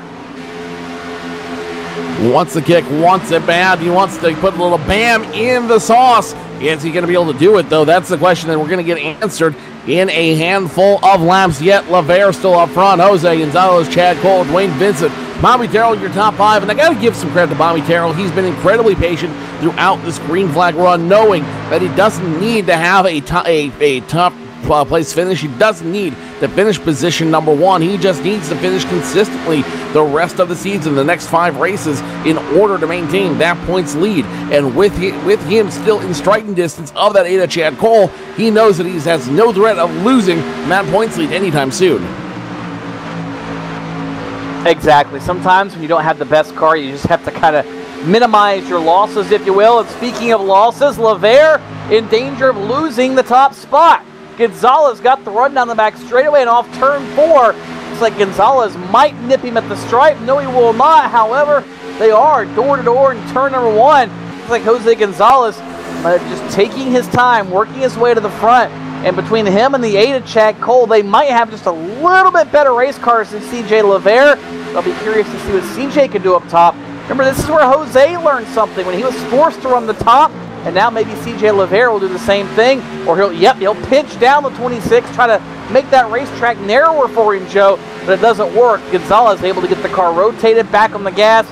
Now Jose Gonzalez clear for the race lead. Jose Gonzalez takes the lead for the first time tonight. The number 8 machine going to come with him, Chad Cole. He knows that it's important for him to, if not lead, stay up front and stay in front of the number 7 machine of Bobby Terrell. Bobby Terrell now in position number 4, and he's starting to hunt down your leaders as CJ LeVere ends up in position number 3. Dwayne Vincent now still in the top 5, but Bobby Terrell still just kind of on the prowl right now, just hunting the number 4, hunting the number 8. The 26 machine still up front, but the 8 machine now starting to look down low, starting to see if he can make just enough run to get back up front and lead some laps. The 8 machine needs a win tonight in order to keep his championship hopes alive. Certainly does, Joe, and I'll tell you this much. From this point, now we can start maybe to expect a little bit of pit strategy. We're 50 laps to go this time by. That's 75 miles left in this one. You can comfortably make it to the end on the 1 tank of fuel from this point. So now the question is, who's going to take that gamble? Who's going to make the risk to come to pit road early and risk going a lap down, but also hoping the cycle plays out to maybe get a little bit of an advantage and then hope for a caution after the cycle is played out? I'm sure there's a lot going through the heads of these various drivers and teams right now, especially as that 26 car continues to set the pace. He's starting to put a little bit of real estate between himself and Chad. Well, he and Chad Cole both are putting real estate between that pair and the rest of the top 5. In the meanwhile, towards the back of the field, nothing changes. Mark Brachter sits in position number 6. It's going to be the number 66 machine of Brian Harvey, position number 7. Now the 21 of Matt LaCrosse gets under the 66. He wants to make a move and get back in position number 7. Not going to happen this time by, but he's got the run. He wants to make the move. And the 03 of Nathan Bowers, the Assassin's Creed Black Flag Chevy, trying to give him the help. 21, his tires are going out in a bad way. You can see him struggling to keep that machine straight through the turns. He's number 21 of LaCrosse. He's got a good car, but the problem is he just can't make it work. Up front, we have a challenge for the lead. Yeah, and actually Chad Cole gained the lead for a lap or so. Gonzalez now trying to retake the top spot. It's allowed LeVere, Terrell, and Vincent to close back in. And in fact, now Cole going to lose another spot, it appears, to CJ LeVere. He's not able to make the top work nearly as well as the 4 and the 26 have been able to. So the 8 machine of Chad Cole going to think about squeezing into third. Thought twice about it, luckily. And Bobby Terrell going to stick his nose in there as well. Battle for third now on the track. The 8 and 7 side by side. The 8 finds a way to make it work down low. Almost cuts off the nose. Nice block there. Of the 7 machine. Forces the issue. And now he's going to be back in position number 3. Almost position number 2. The 4 can't make it though. CJ LeVere stays in second. Chad Cole third. Thought Chad Cole was going to use the bumper on the 4 car there in turn number 3. But thought better of it. And I think he realized that was probably not the smartest move to make at this juncture of the race. And decided to fall back in line. As this group really isn't that much slower than Jose Gonzalez, but you know, we'll have to see how it plays out. For a couple laps there, yes, Gonzalez was pulling away, but all it took was Chad to get up there by and next to him and racing a little bit, and the rest of everybody else was able to close right back in. But that's the problem. With a little bit of help, I think is what it's going to take for anybody to catch Gonzalez at this point in the run. And I think Cole now starting to show just how much faster he is than CJ LeVere. You saw him get a run that time out of turn 4, and now he's getting antsy trying to work his way up to that runner-up spot. Jose Gonzalez still stays up front. CJ LeVere second, Chad Cole third, Bobby Terrell fourth, and Dwayne Vincent your top 5. And really this show is turned into a top 5 show, as these are the only ponies running as hard as they can out there. Everyone else just fighting for the scraps. Speaking of scraps, Chad Cole wants to makes the 4 of CJ LeVere eat some of those scraps as the 8 machine gets the big run on the low side. The 7 joins him for the party, and the 4 machine goes from second to fourth in a big way. Jose Gonzalez remains the lead. Chad Cole now in position number 2. Bobby Terrell getting dangerously close to using that chrome horn to his advantage. Yeah, he is, but I don't think he wants to make that kind of maneuver at these kind of speeds. The leader Gonzalez now working by now the lap machine of Scott Stencil, who was involved in an incident earlier. So the 42 car will give the leaders the bottom of the speedway to work with. And that might even open the door for Terrell to get alongside of Chad Cole if he can get a run off turn number 2. Don't think it's going to happen. Cole, I was very aware of what was happening there, but still able to slam the door in the face of Bobby Terrell. And now he is closing in on the back bumper of the leader, Jose Gonzalez. Back up front, Jose Gonzalez, your leader. Chad Cole second, Bobby Terrell, Dwayne Vincent, CJ LeVere, your top 5. And these guys are really starting to get away from the rest of the field. The difference between these guys is about 5 seconds. Your top 5 have 5 seconds over Mark Brachter, currently running in 6th. And they've got 10 seconds over over the guys running in the top 10, like Brian Harvey and Chad Schilling. They've got 17 seconds on Steve Maddox, and 20 seconds over the guys running 15th, 16th, 17th. Yeah, pretty spread out, Joe. And now it'll become the 40 laps to go this time. I think it's pretty much set in stone that nobody in the top 5 is going to try to play gambler and short pit. They're all going to run pretty much to the end of their fuel run and then try to take tires. Now, here's where it's going to get interesting again. If you pit at the end of the run, do you take a full tank of fuel? Do you take a half a tank, 2 tires, 4 tires? What do you do? Because obviously it's not a full fuel run. So do you try to take advantage of that and maybe use it to try to win this race? You got to gamble as much as you can at the end of the race. Time is money on these tracks, and if you don't get out as fast as you can, somebody else will ahead of you. Jose Gonzalez continues to lead, and now you got to be wondering when and how these guys are going to be making their pit stops. Here comes LeVere. How they want to do it. CJ LeVere is going to be the first one to come off the racetrack, Joe, the top 5.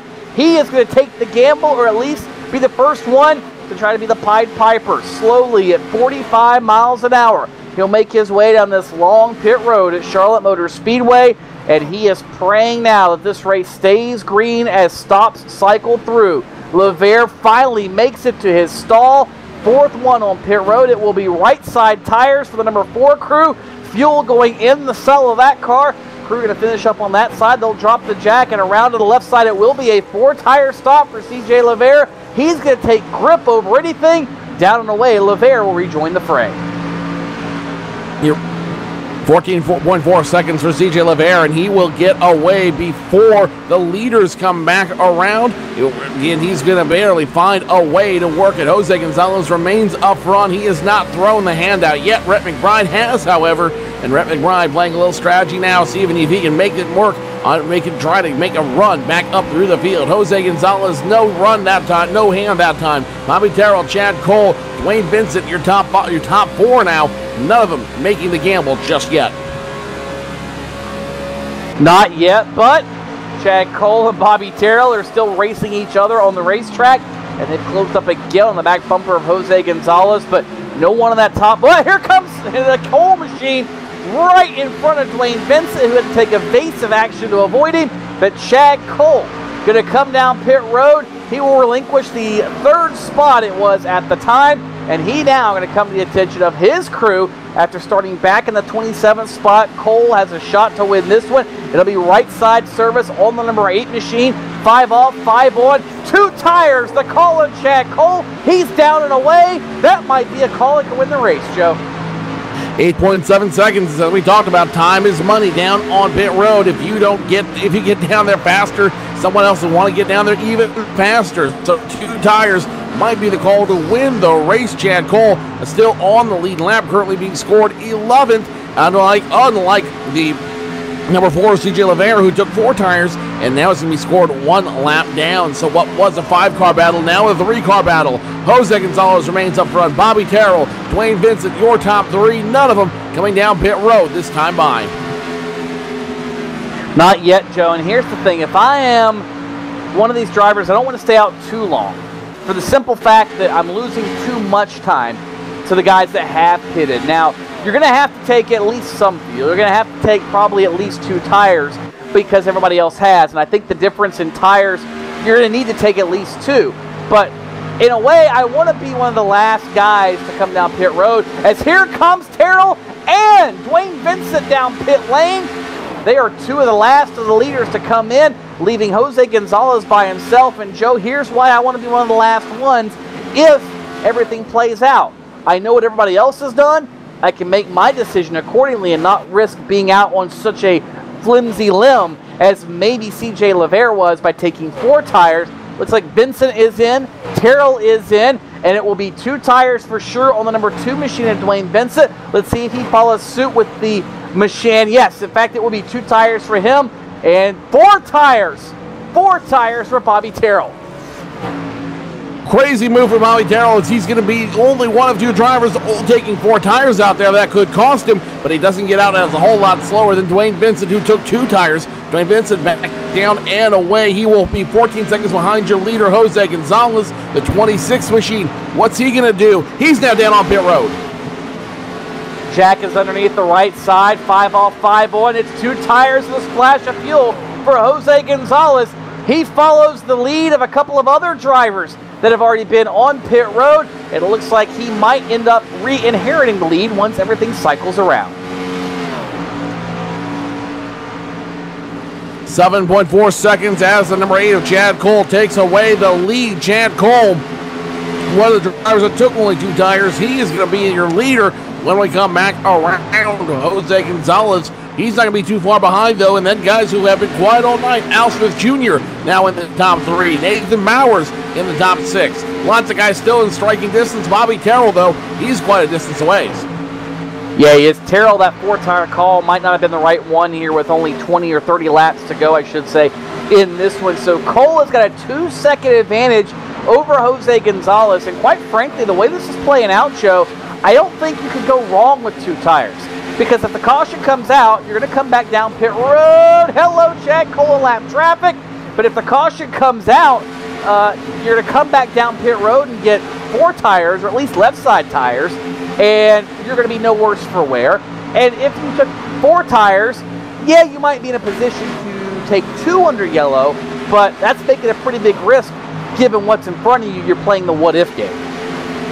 The what-if game in a big hurry. Chad Cole remains up front. Jose Gonzalez second. Dwayne Vincent, Bobby Terrell, CJ LeVere, your top 5. And now they're starting to break away from each other a little bit. The field's starting to spread out just a little bit, 1.1 seconds between Chad Cole and Jose Gonzalez. Remember, Bobby Terrell, CJ LeVere, they continue down. Caution is out, Joe, and looking here in the front straightaway, it looks like Douglas Wyatt is part of that yellow. He came off turn number 4 and just lost it up under the outside wall, then lost control of the car trying to regain it. CJ LeVere caught a major piece of it as he actually ended up on his roof in the infield, was able to roll back around and then drive away. But that is the big caution that everybody was worried about. CJ LeVere, however, one of the players we thought might benefit from it, it will not happen because he now pretty much terminal damage, it appears, on the number 4 machine. Heavy smoke billowing out of the 4 machine of CJ LeVere, and his night might, for all intents and purposes, be done after that heavy contact with the 25 machine. A hippie himself, and that is going to cost them some major time. Cost them a big potentially their second win on TV. Yeah, really, it was just a matter of wrong place, wrong time for CJ LeVere. There was nowhere he could really go, didn't do anything wrong, just was a victim of circumstances and hard impact, Joe. The right front of that machine is just killed right now. I don't know if they'll ever be able to get that car back to the way it was before. What was a 5-car group is now a 4-car group. Is Chad Cole going to lead a contingency of drivers down pit road? He will lead Jose Gonzalez down pit road. He will also lead the other two, the 2 of Dwayne Vincent, the 7 of Bobby Terrell. They're all going to come down to the attention of their crews. Chad Cole going to lead, take a little bit more tires out there, see what they can make happen. The 2 of Dwayne Vincent taking tires. So Summers, he's now in his pit stall. Is it going to be a 2-tire stop, 4-tire stop? It will be at least 2 tires for Bobby Terrell. And was it be 4 tires? No, Terrell only taking 2 tires. Now you're starting to see strategy play out. And 4 tires for Chad Cole, who was the leader, Joe. We said, regardless of what you do on the caution or under green, if the caution comes out and you have track position, it puts you in a lot better position to dictate what you do if a yellow comes out. Chad Cole decided to take 4 tires, and what did he do? He lost 2 spots. The guys he's racing all took 2 tires. Now, mind you, Bobby Terrell had 4 from the green flag stop, so he might still have the freshest tires furthest up in the field, but it might be a battle between the 7 and the 8 once everything is said and done and cycles through here. While they cycle them through and get them sorted out, let's go ahead and take our final commercial break of the race. Jose Gonzalez in charge of the RSR IceBreaker Winter Series at Charlotte Motor Speedway, but can he hold on? We'll find out when we return. You're watching it live on LSRTV.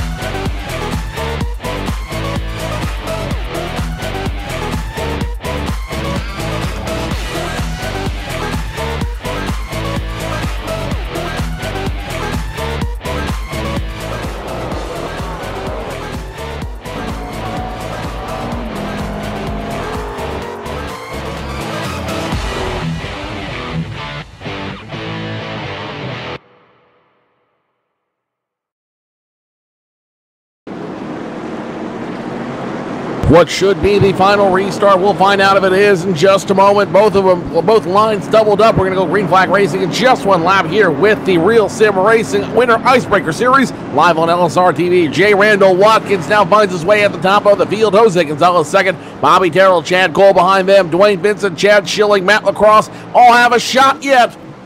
First racing Ford Mustang base car will make its way down pit road this time by, and now it's up to Randy Watkins to restart and waste no time. We're back to green flag racing. Randy Watkins on the loud pedal, and he will restart lap number 107.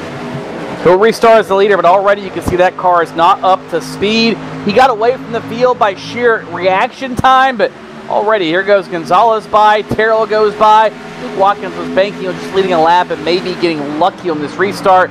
But it doesn't appear it's going to happen because here comes the top two by, and here comes Terrell to the inside of Gonzalez for the race lead. Bobby Terrell took the extra 2 tires for this purpose. He's got that extra grip on the low side. He's making it work, and it's side by side at the line. It was Bobby Terrell by 7/1000ths of a second over Jose Gonzalez. Jose Gonzalez, so he wants to hold on. He wants to hold on a big way, and they're going to continue to go side by side. Bobby Terrell, though, he's going to hold on low, and he's going to take away the lead if he can get around the 26. 22 laps to go this time by. They're driving the cars for all they're worth right now, Joe. Gonzalez tries to cut low to get the run down the banky on the outside of Bobby Terrell. It works this time. He'll retain the lead, or actually retake the lead at the stripe. Gonzalez to the outside, trying to use momentum in turns 1 and 2. And that outside momentum working for Jose Gonzalez. And number 7 now ducks down in front of the number 8 machine. Chad Cole nowhere to go, checks up just a little bit, and now he's debating making it go 3 wide into turns 3 and 4. The 26 Jose Gonzalez using that outside momentum to his advantage like a pro. Has a car length and a half over the 7 of Bobby Terrell, the 2 of Dwayne Vincent, and they continue to battle side by side behind him. Vincent using the outside with the bottom lane, checks up to try to avoid playing bumper cars. But Vincent decides to take the express lane. He says, I'm getting to the HOV lane and passing all you suckers on the top, and he's doing just that, or at least attempting to. In that number 2 machine, Terrell was so worried about Chad Cole getting by him, he forgot completely about Dwayne Vincent and anyone else behind him, and Vincent still putting up a fight on the outside as they cross start-finish. Jose Gonzalez continued to lead. This is exactly where he wants to be. Make everyone fight behind him with 20 to go. Jose Gonzalez kind of playing both lines out there as you see him duck low and now then back up, drifting it back up high in front of the 2 of Dwayne Vincent. Meanwhile, Dwayne Vincent still using that high line momentum to his advantage. But don't look now. Here comes the 38 of Mark Brachter. He's going to make it a 5-horse show. Bubble behind him. 35 machines around. 35 around. 35 able to save it. But that. Oh, and Vincent catches the fence. The caution is out, Joe, but Dwayne Vincent in the aftermath of that, when everybody was checking up, caught the outside wall in turn 4 pretty substantially.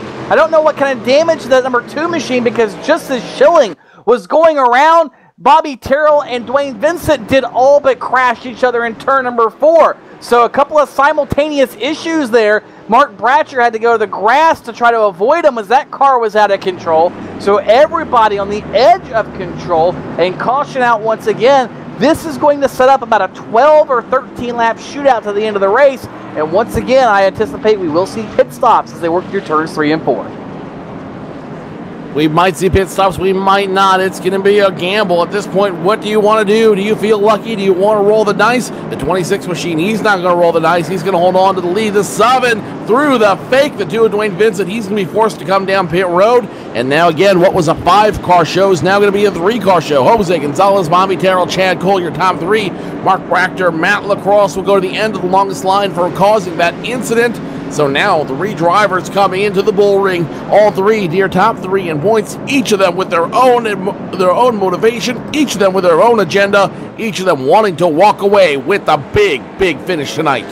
And really, Joe, it's not over yet. We saw what just happened there with Bobby Terrell, Dwayne Vincent. I mean, that could easily happen with the rest of the top 5 or 6 or 8 drivers, to where they are so close to each other, they begin to kind of suck each other around, lean on one another, and next thing you know, you've got complete chaos off turn 4 or turn 2 again. So anything's possible. Not that they're going to try to play bumper tag, but, you know, this is racing, you know, for a reason. We sit here and we don't run this thing on paper. We run actual race cars. So it takes drivers that make decisions behind the wheel in order to do that.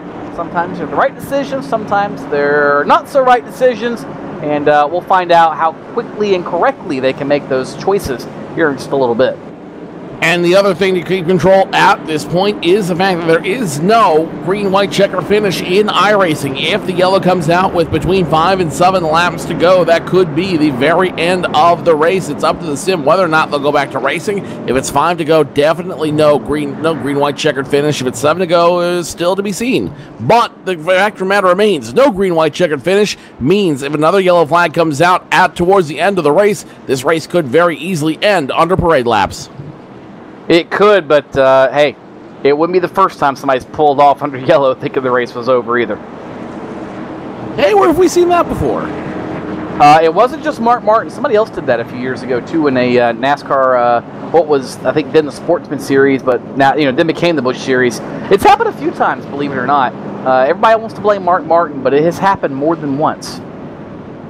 It has happened more than once, and it wouldn't surprise me if it would happen again in the future, even despite the fact that they do now do the overdrive finish. One of those fun things, that always you think back, we were just talking in the break about statistics and how statistics don't matter terribly much to drivers. I've always been a fan of past performance predicts future results, but Tony, you're not so much. I think you can judge somebody to see whether they're going to be strong at a place or not so strong, but I also think that statistics are not the end-all, be-all like they are in so many different sports because things change constantly in this deal. Just because a guy finished 20th 3 races in a row doesn't mean he sucks at a racetrack. It might mean his luck is horrible. He might have got caught on 3 completely different pit strategies and got put a lap down. He might have had a tire go out. He might have had all these other things. So statistics aren't always the end-all, be-all. It's important to look at the overall picture.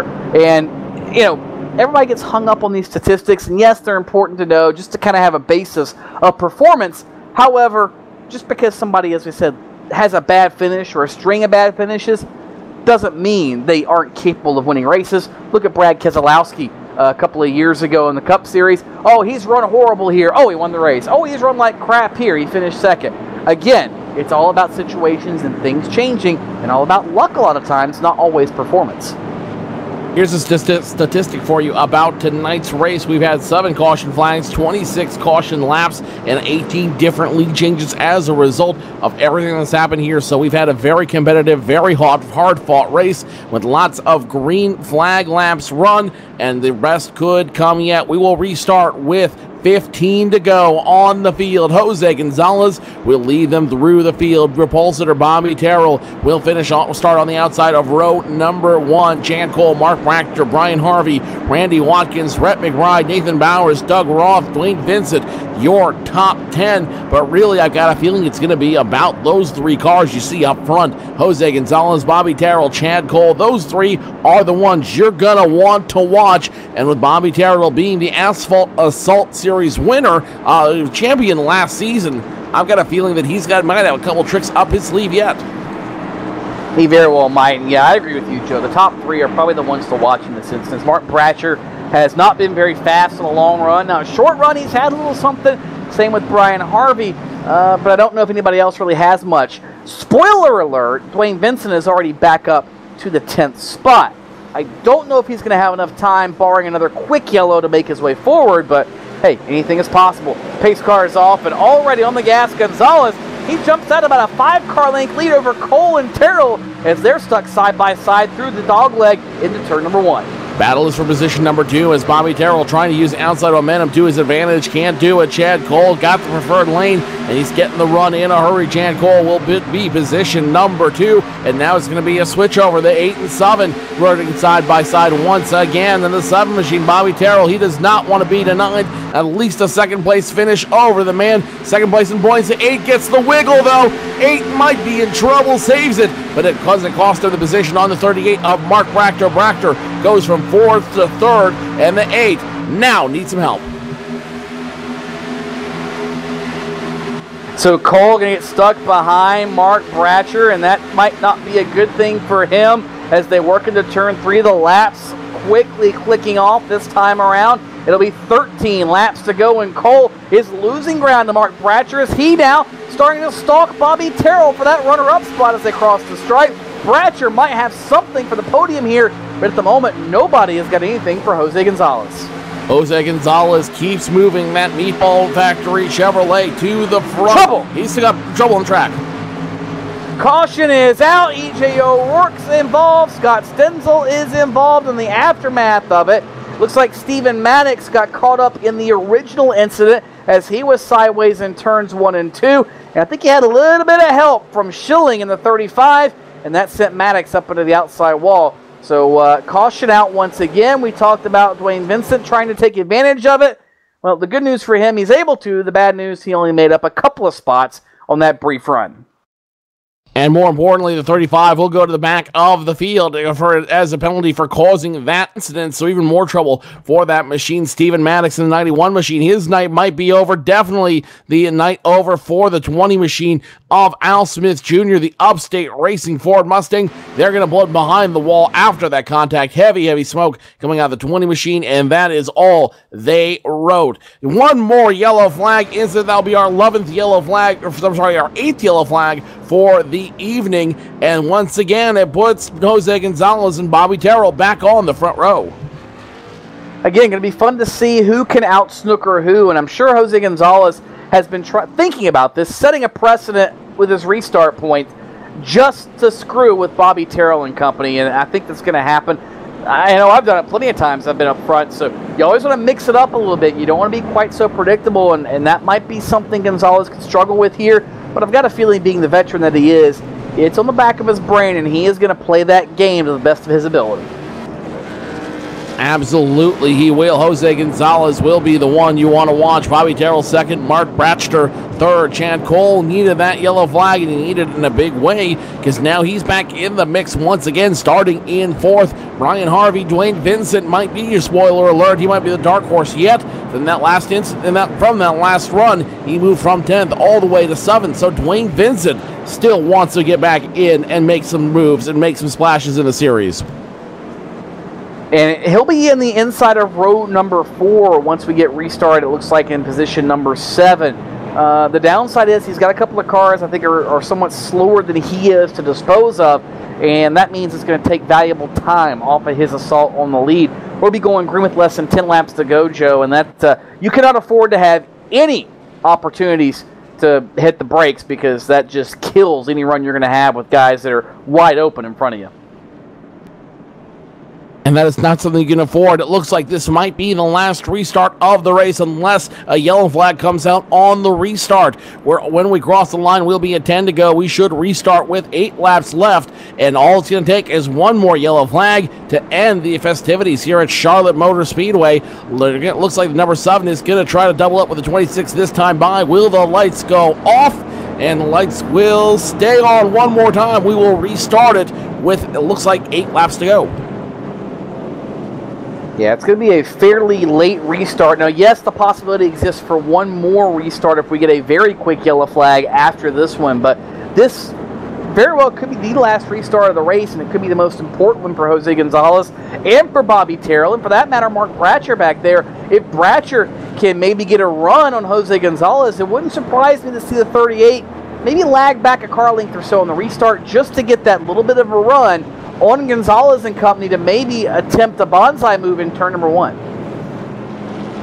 At this point, you have to try everything. Nothing should be left off the table to win it at this point, especially for those top 3 in points. Gonzalez, Terrell, Cole, they can't afford to put anything off the table. It's going to be a dogfight for the finish, and it will not surprise me if this race finishes under the yellow flag just because they're running that hard out here on the field. Yeah, and it's not, again, going to be for somebody dumping somebody or anything crazy. It's just going to be guys racing hard.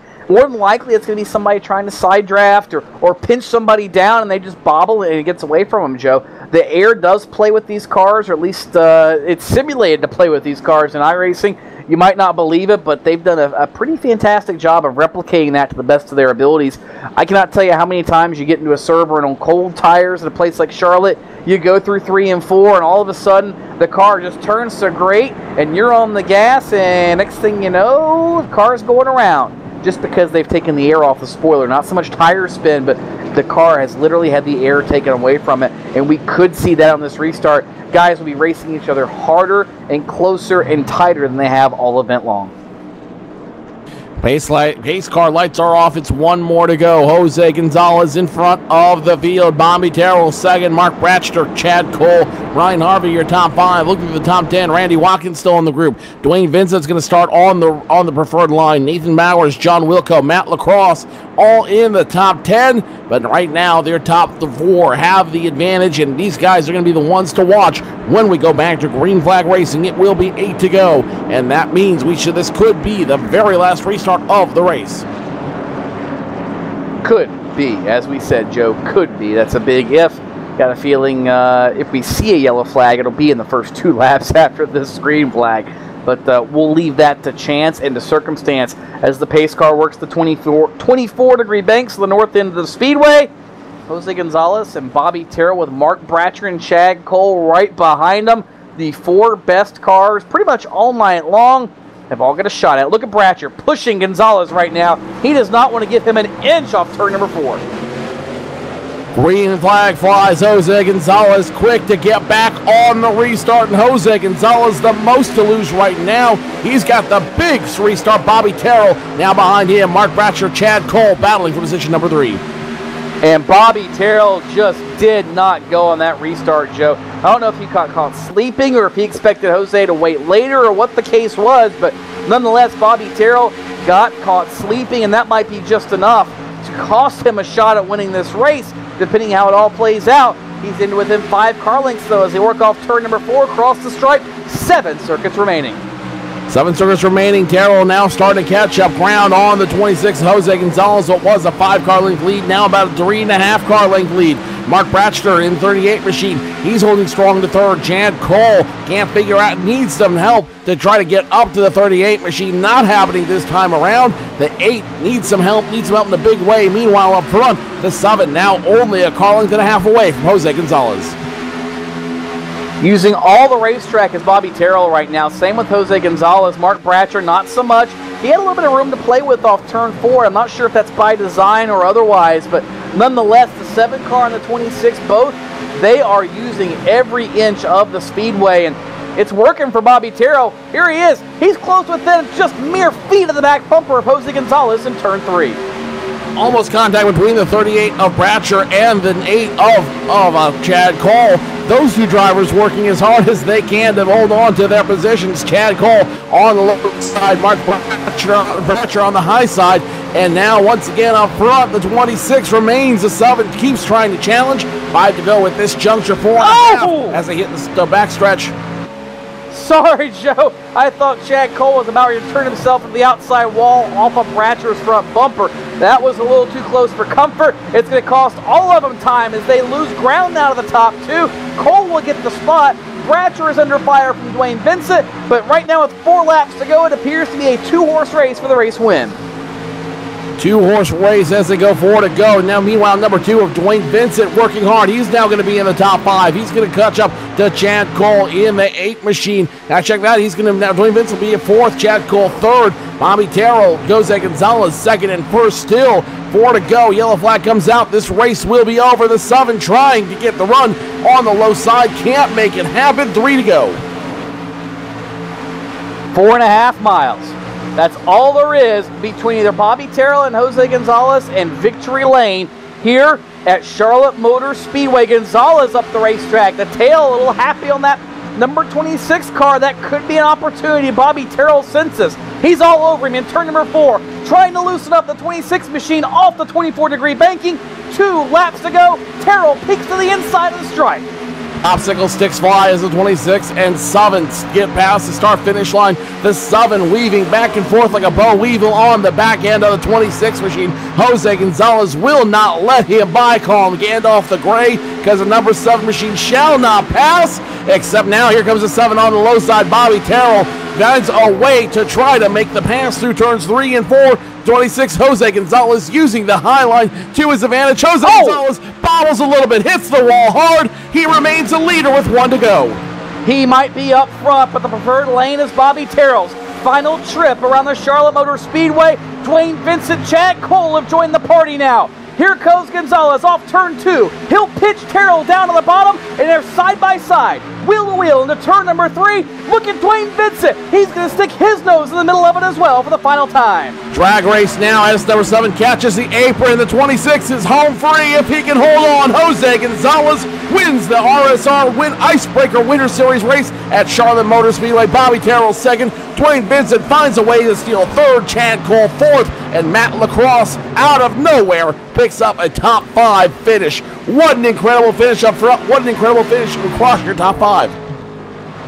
Great race, Joe, and we talked about it earlier. You're going to see some 2 and 3 wide racing, primarily 2 wide, and right there at the end was proof positive. I know Dwayne Vincent and Chad Cole thought about making a bonsai move, and quite frankly, there were opportunities they could have, but I think they looked at the big picture and said it's better to finish third than to crash out running third and have some sort of bad finish in the running order. So, kudos to Vincent and Cole for not doing anything crazy, but what a race by Gonzalez and Terrell, and what a never-say-die attitude by Jose Gonzalez. Smacks the fence, coming to the white flag, never cracks the throttle, and just absolutely manhandles that car on the outside of the Charlotte Motor Speedway to victory lane.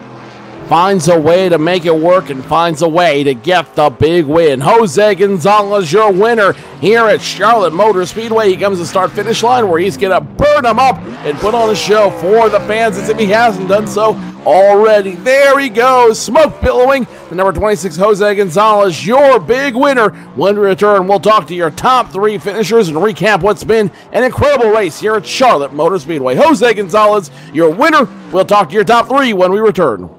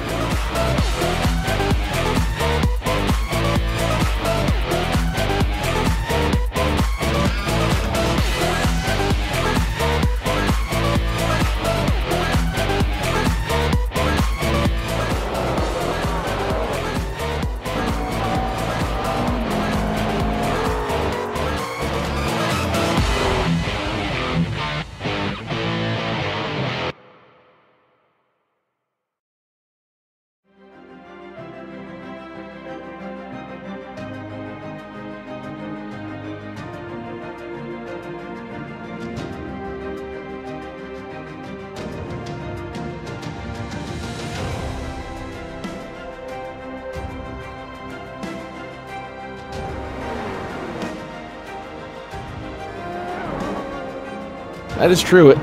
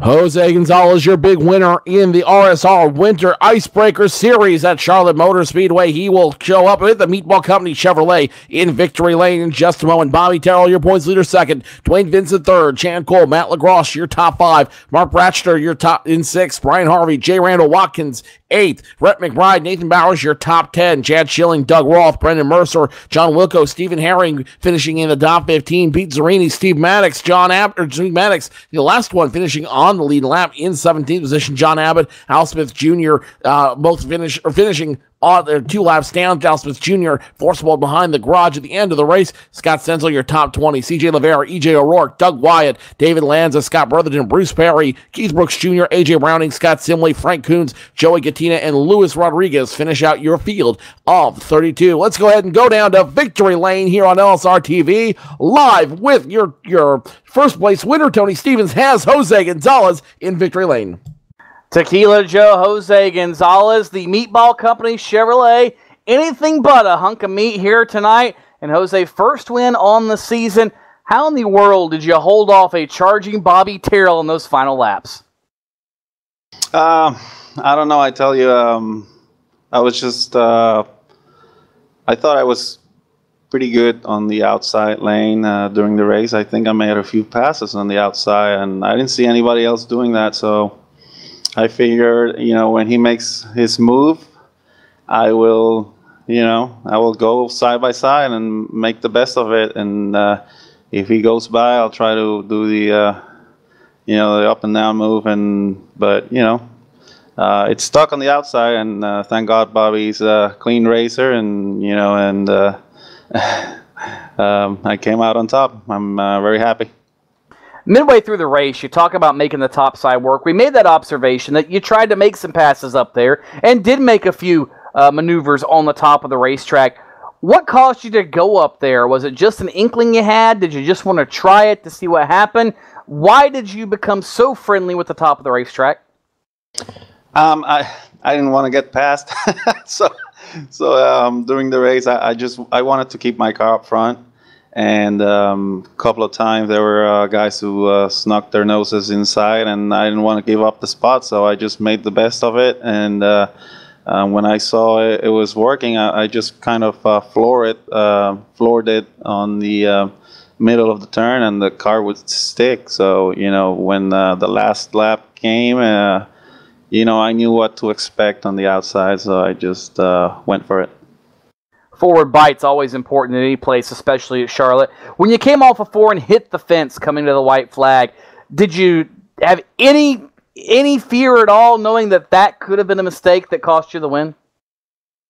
Yeah, definitely. I think I don't remember well, but I think after I hit the wall, I think Bobby got loose on the inside, so it kind of equalized the situation there. So I just kept my foot on the gas. I didn't let go. And so, I get a lot of bad luck on these races. So when it works out for me, I'm very happy.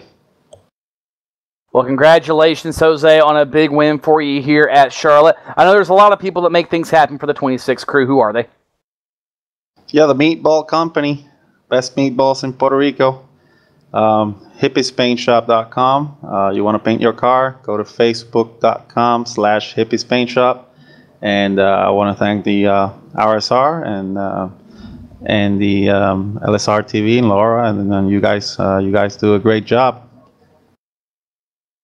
That is Tequila Joe. Jose Gonzalez in victory lane here at Charlotte. Joe, his first win of the year. It'll close him to within 28 points. The point leader, Bobby Terrell. But Bobby Terrell didn't give up a whole lot. He finished second, Joe. Bobby Terrell finishing second in the Muscle Milk Chevrolet. Bobby, you got to be happy with that finish, although a little bit disappointed because it could have been first very, very easily.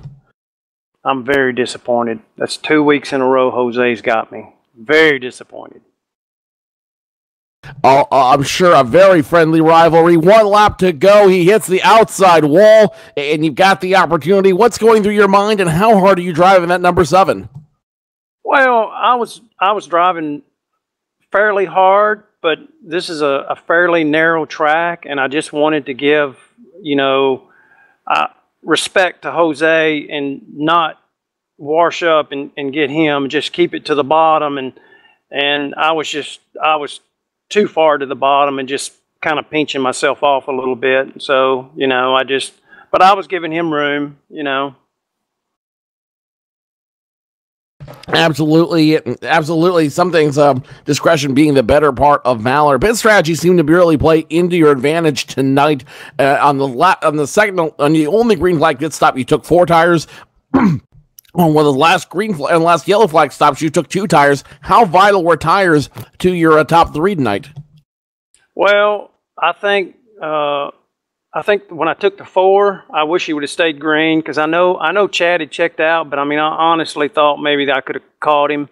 I think CJ might have taken 2 on that stop, because I caught him easy, and Dwayne, and it would have just been clear sailing from here on, and I would have loved to try to reel Chad in. But the 2 tires, I wish I'd taken 4, but it was a gamble. I just wanted to see what it would do, you know, and it worked out okay. It was a little bit too tight. I would have liked it a little bit freer. With tonight's big finish, you have a good advantage over the field. 23 points over Chad Cole, 28 points over Jose Gonzalez for the next 4 races. What's the plan? I just keep doing what I'm doing. I mean, that's all you can do is try to go out when you're racing, you know, guys like, you know, everybody in here actually, but Dwayne, Chad, Jose, you know, just try to go out. CJ, just try to get up there and run with them and mix it up with them, and hopefully at the end, you know, you're there. Sometimes it's all you can hope for, especially with 4 races left to go, holding on to that point lead. Who makes it work for you in the number 17, Bobby? I'd like to thank LSRTV for the job y'all do, Real Sim Racing, Muscle Milk, and my teammates, and that's it. I appreciate it, guys. Thanks. That's Bobby Terrell, your points leader, 23 points ahead of Chad Cole, going into the next 4 races after tonight's big finish at Charlotte Motor Speedway. Let's go back to Tony Stevens, who's calling up with Dwayne Vincent, 4th in points, lacking up his 2nd top 5 of the season. Another top 5 after starting 11th on the night. And Dwayne, in the waning laps of that one, it looked like you had a pretty stout race car, and then you had major issues in turn number 4. First off, what happened there towards the end of the race to put you back in the running order after forcing you to pit? We just both got loose, Bobby and I, at the same time, and I just slid up into the wall. I didn't have any damage. I thought I did, and I just went into pit just to make sure I didn't. So you went down pit road, got everything taken care of, obviously a fresh set of tires, full tank of fuel, or whatever top off you chose, and then you proceeded to drive your way through the field from about 15th or so all the way up to 3rd. How did you make it happen so quickly? Because, let's face it, it's a pretty tall task to do that in so few laps. New tires. As simple as that, man. But I want to say thank you to the guys that gave me some room, man. It was fun coming up through there. I wish I had one more lap. I think we could have maybe done something, man. But I'm happy with 3rd. It was a blast racing up there. It was a lot of fun tonight. Say it looked like fun. It looked like you had a car that could have gotten by everybody in front of you there if you had the right opportunity. How hard was it to pass, especially when guys were, like you were, stuck in a 2x2 formation? It's extremely hard to pass, man, especially on the inside. You can get a run if you're on the outside, but then they'll catch right back up to you. It's just a lot of side by side. It's tough to pass low or high. Well, you did a pretty fantastic job clawing your way back to finish on the podium in the 3rd spot here tonight, Dwayne. Who all does make things happen for the 2 crew? All my buddies at Red Ass, and my mom and dad sitting at home watching this stuff, and all the guys at RSR, and all you guys here at LSRTV. We appreciate it. Well, thank you, Dwayne. Congratulations on the 3rd place run. Dwayne Vincent finishes 3rd here at Charlotte tonight, Joe. And that will conclude our coverage of the Real Sim Racing Winter Icebreaker Series here on LSR TV. Tony, we saw an incredible run once these guys got to calm down and figure out how to work under green flag. Your thoughts after tonight's race? Kind of what you expect here sometimes. You have a few rashes of cautions and you have a really long green flag run or 2 in the racing. As always, spectacular. Came down to pit strategy and really didn't end up mattering because of a late caution, but it was fun to look at what everybody was going to do and see how those cars worked in different scenarios. And as we talked about in the outset, you take those opportunities to learn. Jose Gonzalez did just that. You heard him say he tried to go up top to see if he could avoid being passed or pass some cars. It worked out for him. Very few others chose to take that same route, and that is ultimately what won him the race tonight, is having the experience up top, knowing how to use the high line and work his way around Bobby Terrell and prevent him from getting position on him. So certainly good job, Jose Gonzalez. Great job to everybody up front. Put it on a spectacular show, especially in the closing laps.